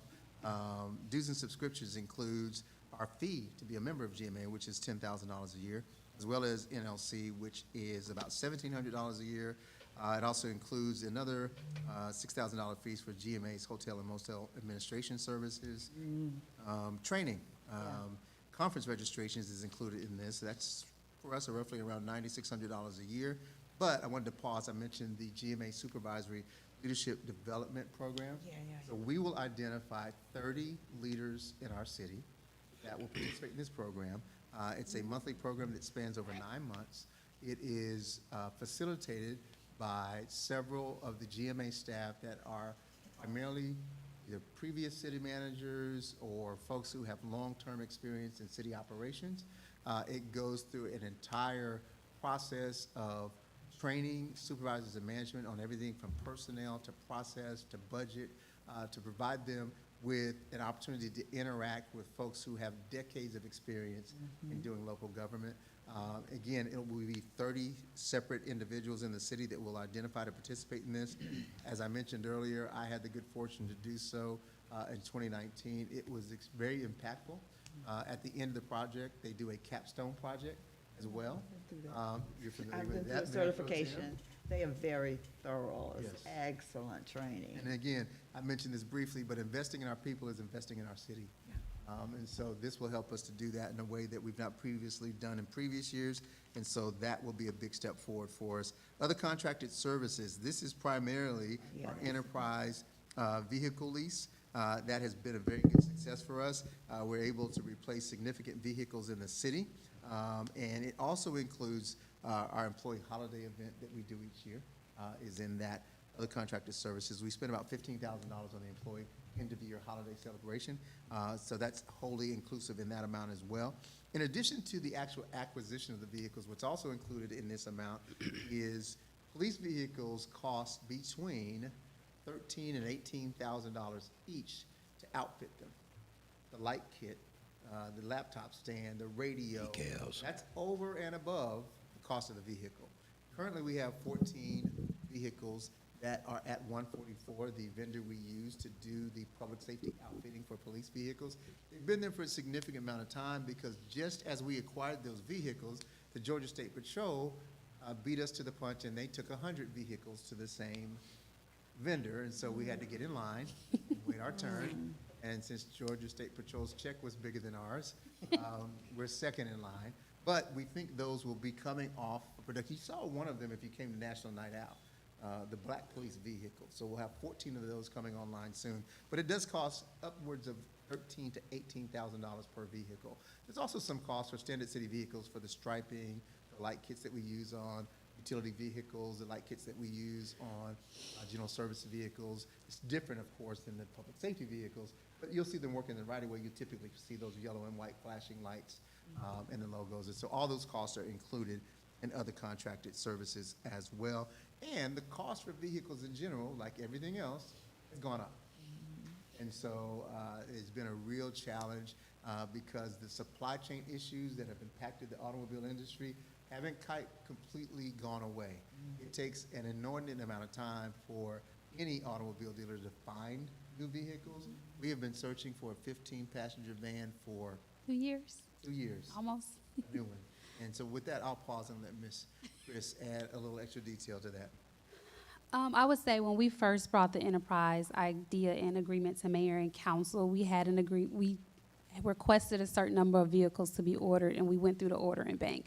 I can tell you the vehicles that we were able to acquire, they didn't even come from the ordering bank because the orders that were placed were either voided and never filled, and then we do have orders that we were still waiting on. And so in partnership with Enterprise, the chargers that we were able to find was based on a dealership saying, hey, we have chargers in, do you all need chargers? And Enterprise was able to acquire those. They were able to acquire the Explorers and the Tahoes. So it has been a huge challenge for us to get some of these vehicles. The 14 vehicles that Mr. Phillips referenced, they've been at 144 since about March. And so right now, I think they just started the chargers. And so we're hoping to get them at sometime next month, but just so council knows that we have not started to pay for those vehicles until we actually take delivery of those cars. We just took delivery of 3 Tahoes that command staff needed, and so they're working diligently to try to get the equipment. I think it was just recently delivered 2 weeks ago, and so Chief took that down there, so we should have those vehicles within the next month and a half or so. And just for a point of clarity, that number also includes any anticipated vehicles for FY24 based on the positions that were added in the budget. So I know there was a request for like a building operations superintendent that would need a vehicle, and so we put money in there to acquire a vehicle for that position as well. So, question. No, I'm sorry. Go ahead, you can go ahead. Mr. Heath actually had his hand first. Okay. Are these 2023 vehicles or 2024? We have been able to get 2022s. Majority of the vehicles we get now are 2023s and 2024s. Oh, my God. For the same price? When you say same price as For the far same price, I'm talking about, they're all individually the same price for the 23s and the 24s? For the most part, they are. And I was going to say, as a point of clarity, he actually beat me to it. I was going to say, you could tell him that, I know we talked about it in the retreat, but just a very short reason why we went to that program, because it saves us on O&M, and it saves us maintenance costs, whole 9 yards. You may want to just explain that so that people don't think we're just going out there buying police cars because there's a new car on the street. So it's my understanding prior to onboarding of both myself and Mr. Phillips, there were about 6 cars acquired at a cost of $385,000. $385,000 just for us to buy those vehicles outright.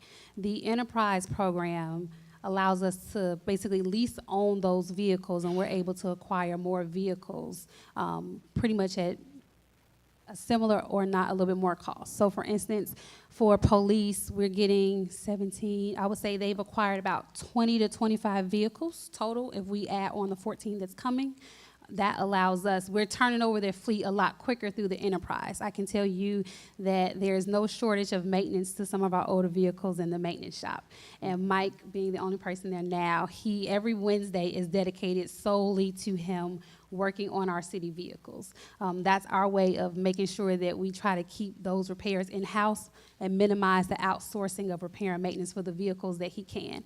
Now, of course, when it comes to our fire engines and our trucks, which are specialized vehicles, he can't operate on those, so we are at the mercy of 10-8 and the other vendors that we utilize. But for the most part, if it's a repair that he can do, we try our best to do those repairs in-house. And so this program just allows us to modernize our fleet at a quicker pace, and that way in hopes of reducing the repair and maintenance costs.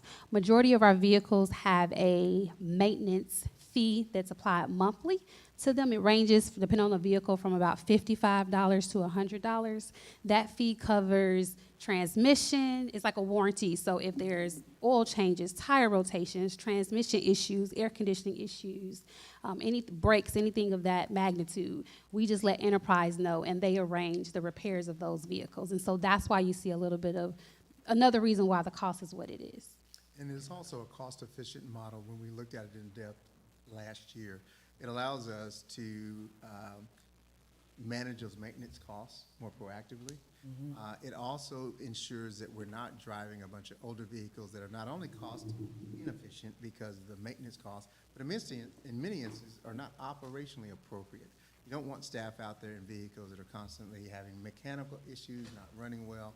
That impacts productivity as well. And lastly, we do sell vehicles on that revenue leasing program, and the city reaps the benefit of that. So generally speaking, these vehicles that we are attaining will be eligible to be revenue leased or sold about every 3 years. As opposed to us driving around in 8- and 9-year-old vehicles, under this model, those vehicles will be sold. The money we recoup from selling the vehicles while it's still in good condition goes to getting the next vehicle. And just to date, we have sold through Enterprise a total of 12 vehicles. We have acquired a total of 44, to include 34 since August of last year, and then 14 vehicles acquired since the beginning of 2023. My question, and I'm jumping a little bit because this is finance, but we're on vehicles. In capital project, I saw an amount of $350,000 for vehicles. Is that part of what you've been talking about? That's the leases for the fire engines that's due next year. Okay, this is for a fire engine. Yes, Okay. ma'am. All right. And that's the 2, I believe, Pierce engines and the 1 ladder truck. So that's the lease amount that'll be due in FY24. Okay. Yes, ma'am, go ahead.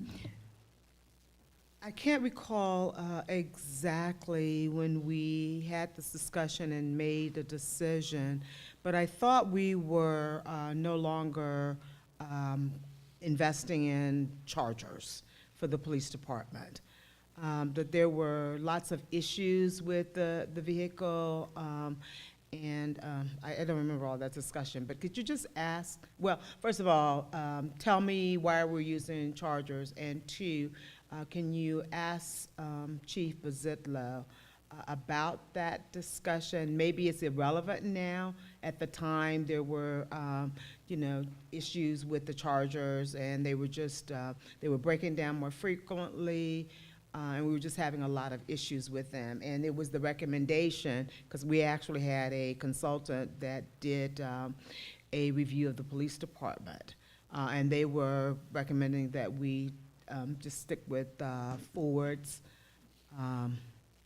mainly Fords. So I will do some due diligence on the past issues with chargers. We're not Okay. aware of any current issues with chargers. Okay. And we don't purchase any vehicles for police or fire without consulting with Chief Bazidlo and Chief Robinson. Okay. As subject matter experts. And so they were fully consulted and were in approval of moving forward with chargers. There is an element of accessibility as well. There aren't as many choices in police vehicles as there may have been at a time past in terms of what vehicles are available and accessible. So we consulted with Chief Bazillo. In fact, the entire command staff chief brings his team on as well, and they were fully supportive of moving forward chargers. And in looking at other agencies around us, they're still very commonly used by police agencies. And so, again, I recognize there may have been issues with them in the past. I'm not aware of any current issues with chargers where they have undue maintenance expenses or are breaking down more frequently. And then our agreement with Enterprise provides that maintenance coverage, Sure. as Chris talked about as well. And so we would be able to utilize that if it became necessary to do so. Okay, that's great, and I mean, I don't have an issue with that. I just recall that, you know, we were anti-chargers, and I'd like to know now why we are pro-chargers. Chief Bazillo will be here tomorrow, and he can. Okay, all right, thank you. You have a question? I spoke it. Done. Yeah, I'm good. Go ahead. I believe I have covered everything on that. Moving to the next page, supplies. Standard, straightforward budget here, no significant increases. Office supplies, standard things, books and periodicals. Gasoline has gone up, as it has for all of us, so we had to do a lot for that. A nominal uniform fee, and then general miscellaneous supplies for a total of $11,500. Our overall summary for the city administrator's budget, personnel is $579,988. Purchase contracted services, which we just spoke about in detail, $1,921,470. And supplies at $11,500 for a total of $503,959. Any other questions in reference to the city administrator's budget? That's explained everything. Moving forward, next, we're going to talk, as we briefly referenced earlier, about our American ARP, American Rescue Plan Act funding. Currently, we have in our purchase and contracted budget, the ARPA funds have contracted services budgeted at $650,600. $350,000 of that is the small business grant program that we spoke about previously. And $250,000 of that is the utility assistance program that we also spoke about. That's being funded from this line. The balance of that goes to the administrative fees to administer those two programs. And we have selected two vendors previously to move that program forward. Moving on to our capital outlay. We have $3.6 million allocated for buildings and building improvements. That is primarily, almost the bulk of that is to complete the funding for Fire Station 23. That will allow us to build that facility. As we detailed a little bit earlier, there also is some funding in there for the relocation of staff to Education Building number 2. And so, but the vast majority of that $3.6 million is for Fire Station number 23. Zero in infrastructure, and the summary for the American Rescue Plan Act is as you see before you.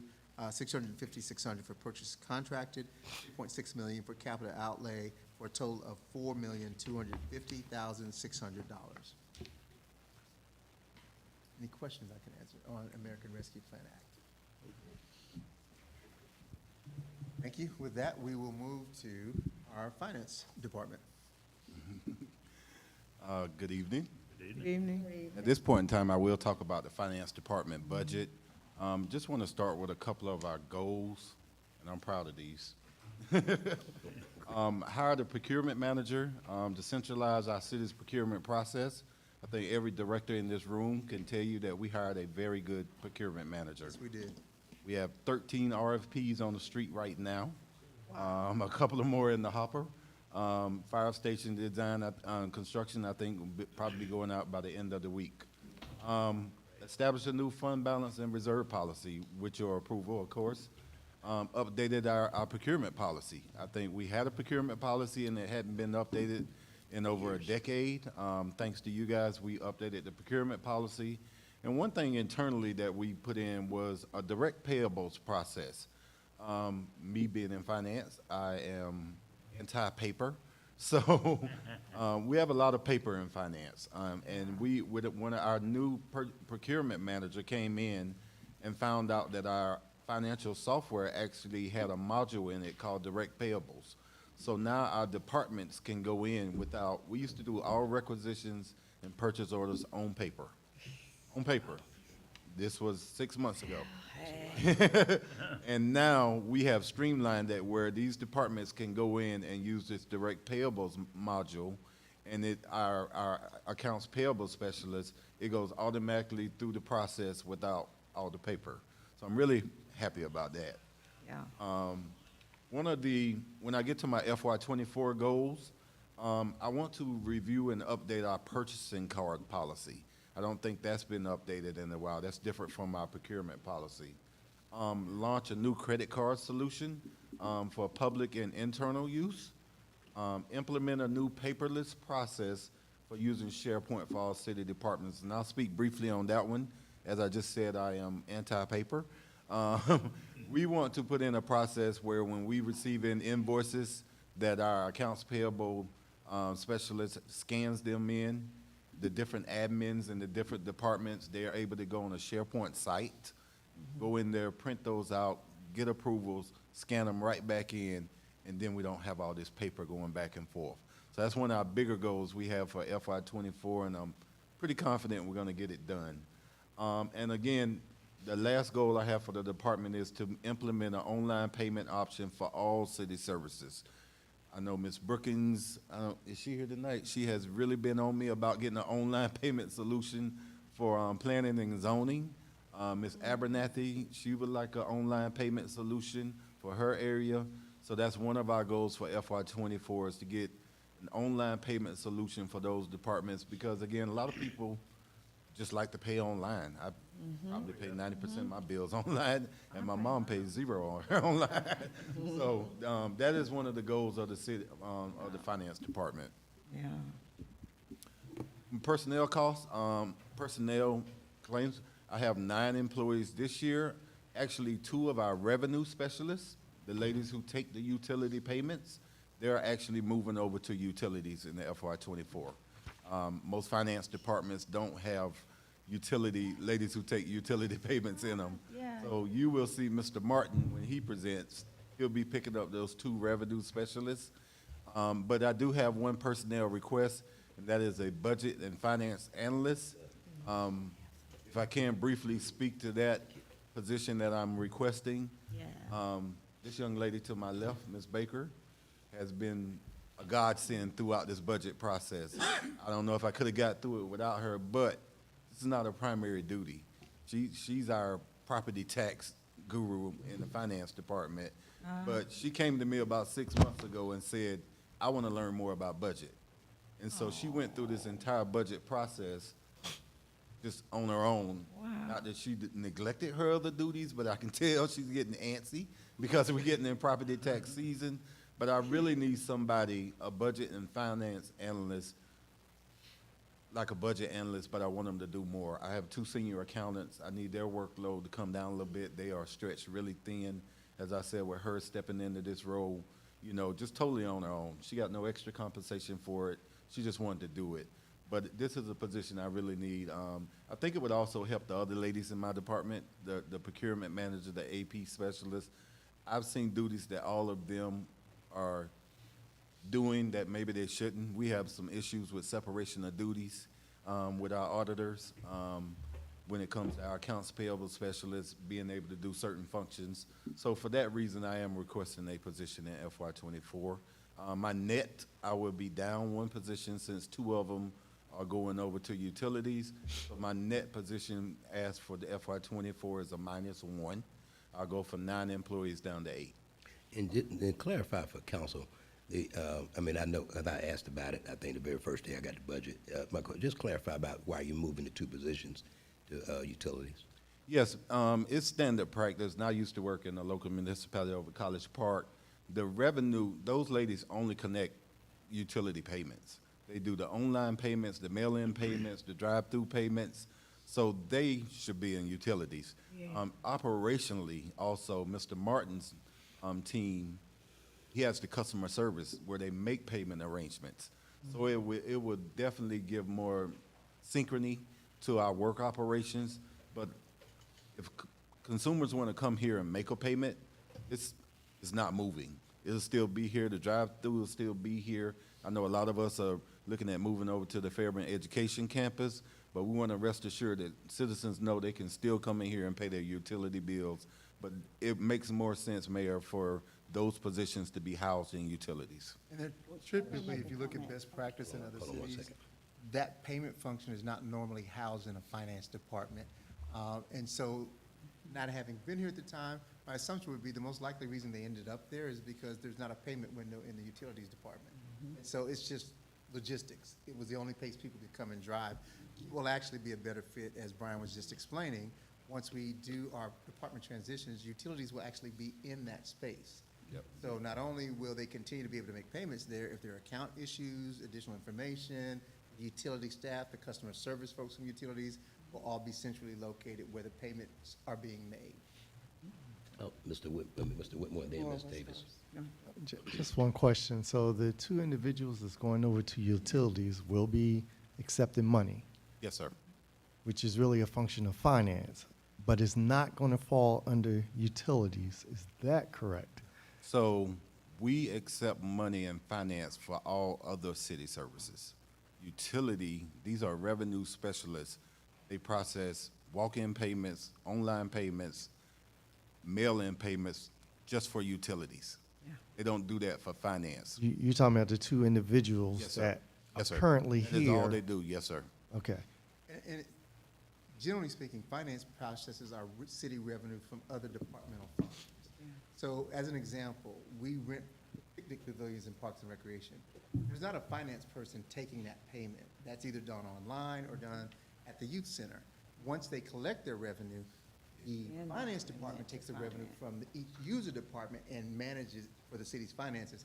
They typically are not at a window taking cash and credit card payments. That's normally done at the department level. And so there are various fees. There's fire fees, there's planning and zoning fees. Finance doesn't collect any of that. And the only actual payments they collect currently, correct me if I'm wrong, Business license and property. business tax, license Property taxes. and property tax. Probably tax. Yeah. Yes, sir. Outside So I guess my question would be, the ultimate responsibility of cash coming in hand, those two individuals, still reports to finance. No, they will report to Mr. Martin. And you will see when Mr. Martin presents his budget later this evening, he's asking for a revenue coordinator that will serve as pretty much the supervisor over the two revenue specialists.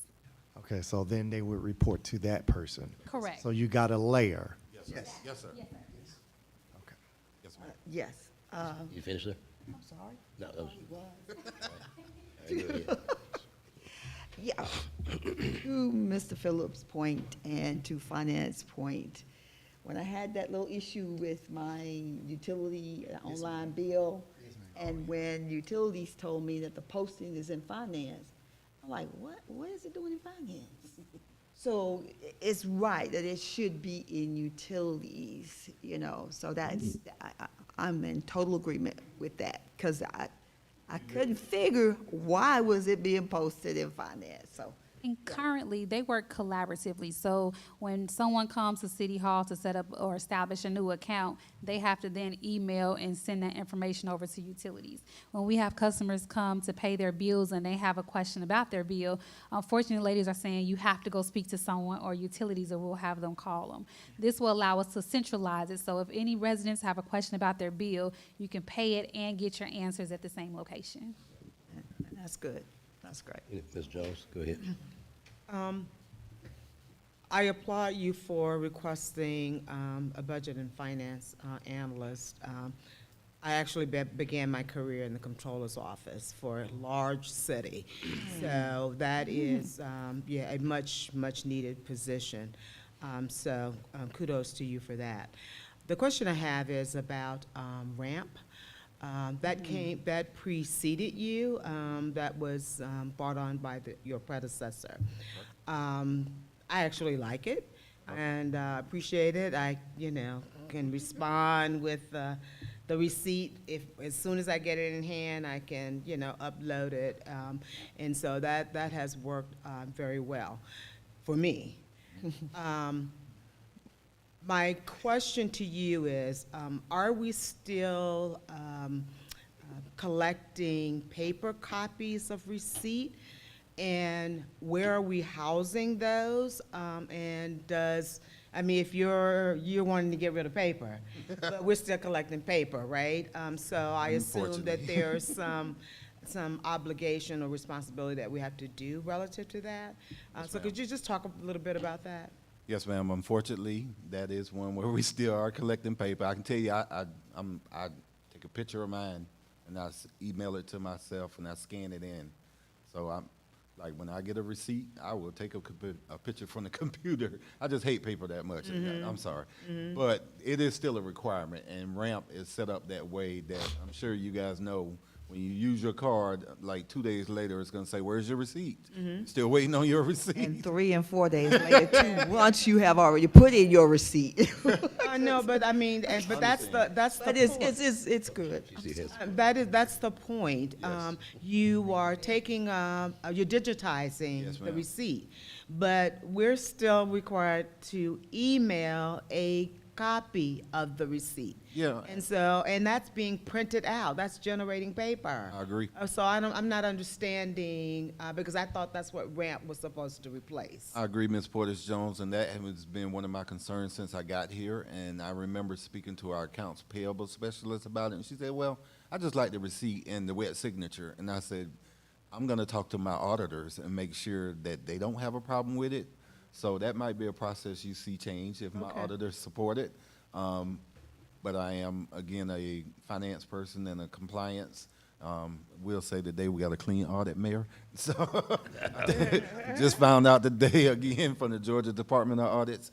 So, yeah, another clean audit. But to your point, Ms. Portis Jones, if my auditors are okay with electronic, then you will be seeing a change. Well, that's great, because I just never understood why we still had to generate the paper, so thank you. And can I ask the city clerk, because I know I don't deal with you when I get receipts, I deal with her.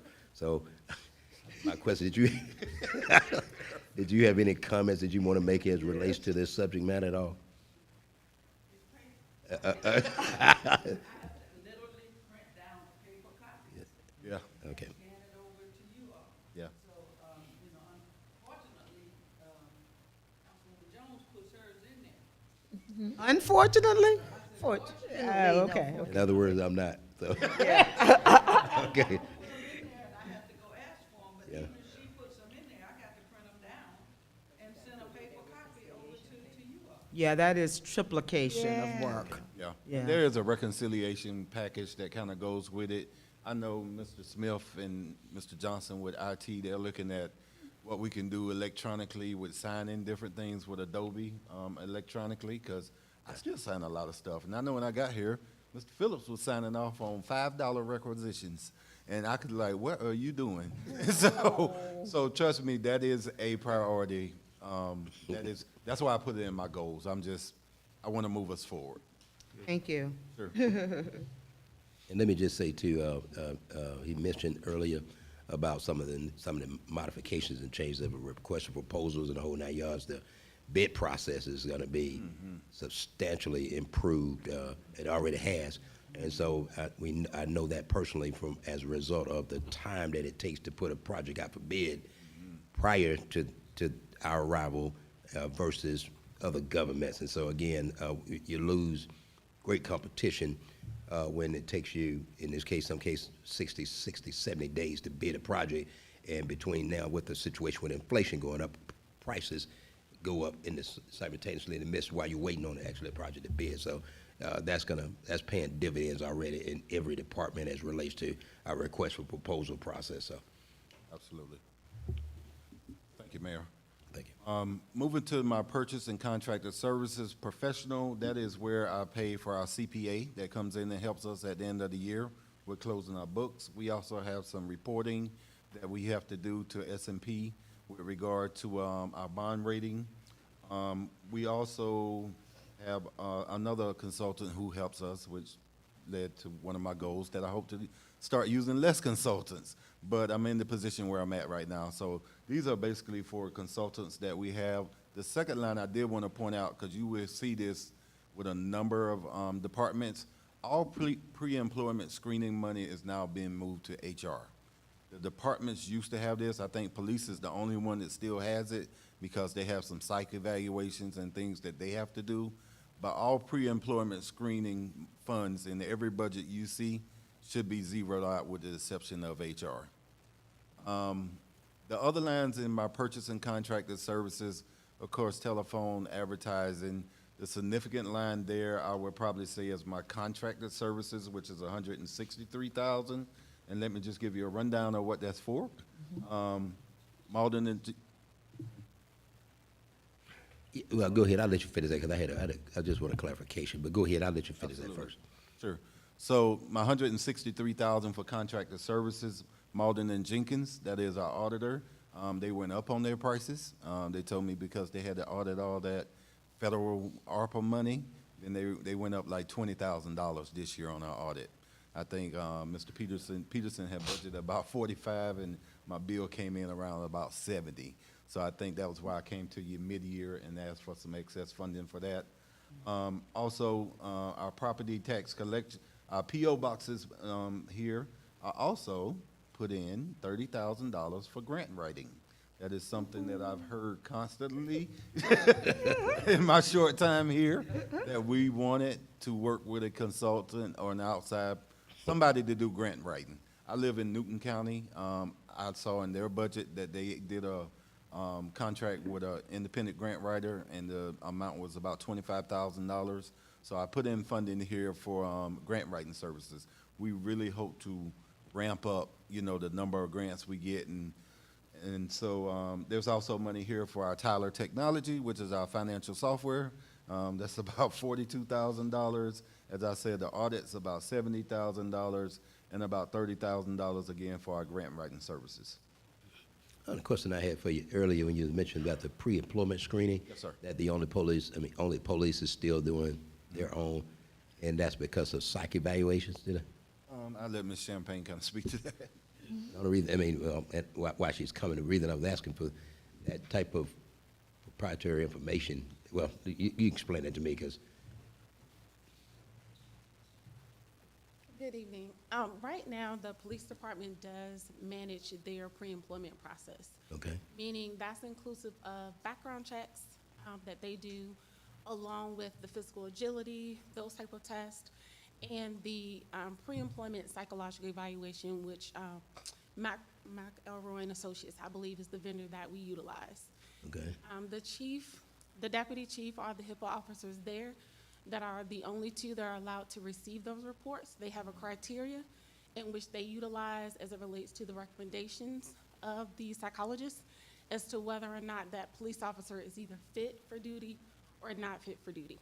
Once they have completed that process, human resources only is involved at that point by conducting the medical screening, the drug and alcohol screening. So that part of the pre-employment screening funding is in my budget, but they will still need to utilize the funding for their budget for those screenings. And all the question, and this is probably more operational than anything, my question would be, if as it relates to the, I guess, especially psych eval stuff, at what point does the city manager or city administrator say, yeah, I concur, or I don't concur with the person's rating?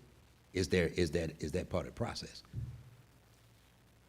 As of right now, the police department has the determination because they've set the criteria as it relates to what the recommendations are from the psychologist. Now, human resources will receive the entire file because we are the entity that house all confidential files under lock and key. If there are any officers that are coming back as not recommended and there needs to be further conversation, then absolutely. Human Resources, City Administration Office, and the Police Department work collaboratively as it relates to whether or not this candidate would be recommended for hire. Okay, that's what I need. Okay, gotcha. Thank you. The next slide is just my supplies. There's nothing groundbreaking here. It really isn't. We buy what we need. We don't hoard. We are buying less paper this year. I can promise you that. But there's nothing groundbreaking here. My overall budget summary for personnel is $1,081,371. For purchasing contractors, $372,700, and for supplies is $93.50, for a total budget of $1,463,421. I want to keep rolling. Anybody need a break? Oh, I'm sorry. Does anybody have a question? Okay. Okay, keep going. Okay. So at this point, I will go through the bond. Yes, sir. Briefly, Mayor, we're about through our time for this evening. I didn't know if you wanted to consider maybe a 5 or 10-minute break for anyone who may need it before we push it for the second half. Can we take a 10-minute break and we'll be back at 20 after, You got some snacks? I'm sorry. T-bone, medium well.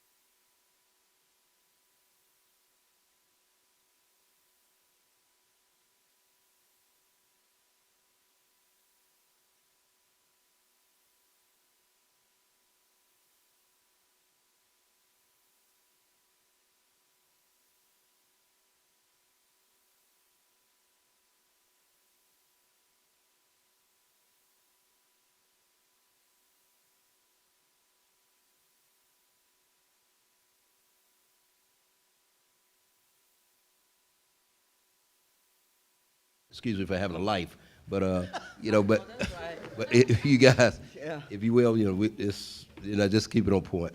We'll try to keep the pace up, Mayor. Just one quick update. I wanted to let members of council know that as of this afternoon, the elevators at the manor are fully operational. Great. Yes, yes, yes. And Mayor, Wednesday. Yeah. I can tell you the reason why it's the way it is right now. He got on it immediately and stayed on it. Yes, that's what And I just told him I appreciate that. Now I can say it I publicly. already told him, so you know. He never tires of Okay, now let's get on point. All right. Go ahead, sir. Okay. Mr. City Manager, I really appreciate you. I was like, where's that coming from? I didn't realize that was. Okay. Okay. All right, let's get So back. here we are going into our go bond. This is for our fire station that we are getting, we're gonna be moving dirt. We're gonna be moving dirt. So, and we are happy about that. Mr. Smith has been adamant about making this project come to fruition. We can see here we have a design budget and we also have a construction budget. On the next page of this, we do have some debt that we pay out of this also, and that's for $800,000. But I can tell you, we're at the point now where we're ready to make it happen, and we're happy about it. We're glad we got what we got in the bond so far. We will use these funds and ARPA funds to get the fire station built and paid for. Great. Awesome. Water and sewer bond, this is only, this is just for a debt service payment. It's $330,550. Again, this is just a debt service payment. Don't do that. She asked me that yesterday. I don't know if it'll stay there. It Might have may been just walk away, huh? Yeah, we'll find somewhere to put it. Thank you. Miller asked me that yesterday. What's the $60? Okay, capital projects. Do want to make sure we pay close attention to this. Again, we are asking for fund balance to pay for capital projects. We are asking for fund balance. I don't want that to be misconstrued at all. Our revenue projections are enough for our M&O budget. We are asking for fund balance for capital projects.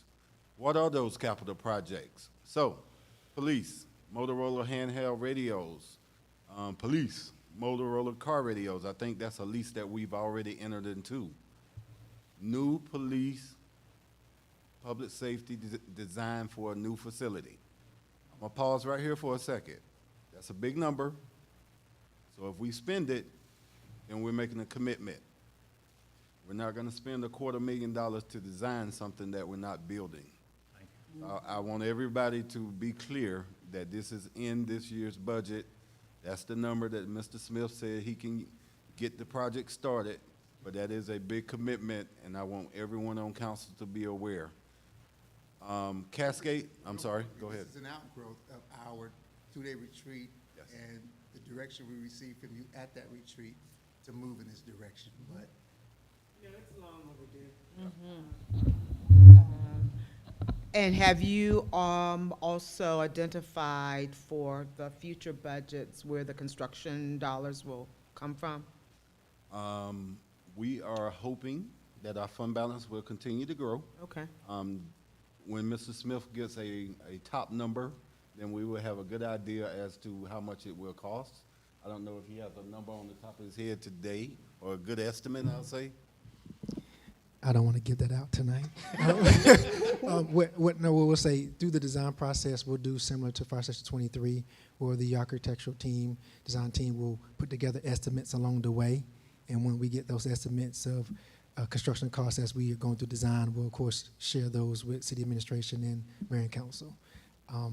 I would just say that it wouldn't be any less than we're probably spending on the fire station. The fire station. Probably. One question. Right. I wouldn't assume that it would be any less than that. once we have Any less than what? estimated number, then we can build a formula proposing the funding. Okay. Have that dialogue with you as council member. Well, I just want to say, I'm very excited about it. You know, we need a public safety, not just the police, but public safety building, so, thank you. Oh, yeah, I was requested to talk about the phases. So this initial number represents what we would call phase one. We plan to use the property that we have, the city owns, and to move more than one of our public safety, or actually all our public safety over there. So phase one would be the police headquarters or public safety headquarters, moving them first, with me even moving police first. Both Chief and I talk about this on a frequent basis, every few times a month. And phase two would be relocating the Fire Station 22 over there, and then potentially municipal court. And over the course of the capital improvement plan through the next several years, you see, we talked about the retreat, you see in that number reflected of moving things in phases and doing those projects in phases, one project at a time. We got Mr. Mr. Heath and then Mr. Whitmore. So where are you planning to locate the public safety building? So our current plan is to utilize the property that is at Highway 29 and 74, that loop right there. The city owns that property, depending on the orientation, that is right beside the cemetery and the funeral home, I believe. That is right against the Highway 74. That, I think we own about 10 or so acres over there. That is city property that we plan to utilize. That was originally where they were going to put the Masonic Lodge, correct? Correct. Okay. Yes. That's what you're talking about. I thought the lodge was going to be across the street from it. Okay, that was the Seven-Day Adventist. Seven-Day Adventist. That was going to be across the street. Across the from that. street, yes. So it's going to be the opposite side. Actually, Joe Well, Jehovah's Witness, okay. Jehovah's Witness. Yeah. Okay, go ahead, sir. Actually, my colleague kind of drew it out of you, because I was under the impression that it was going to be the first responders, PD and FD, and then you just added in the courts and everything else. So that was my question. I thought that was what. Yes, sir. Okay. I will say to the council and the mayor, we will be, as we get further down this road, we'll be showing you funding options as to if we can build it debt-free, and if we have the fund balance to do it. We will show you different options that will that you'll have to make a decision on at that time. Including green buildings. Absolutely. Thank you. You still have the floor, Mr. Whitmore. Thank you. And just one other thing, and I know you're new, and I know we have Mr. Phillips, and I think I mentioned it to Mr. Phillips, but there is I don't know if it's called an easement or a connection that we need that is across the street, that where the Jehovah's Witnesses we're going to be building, we were supposed to get some information that, yes, we can use that connection, underground connection. Oh, you mean utilities-wise? the infrastructure? Yes. Oh, yeah, we will definitely dig into that through our due diligence of design.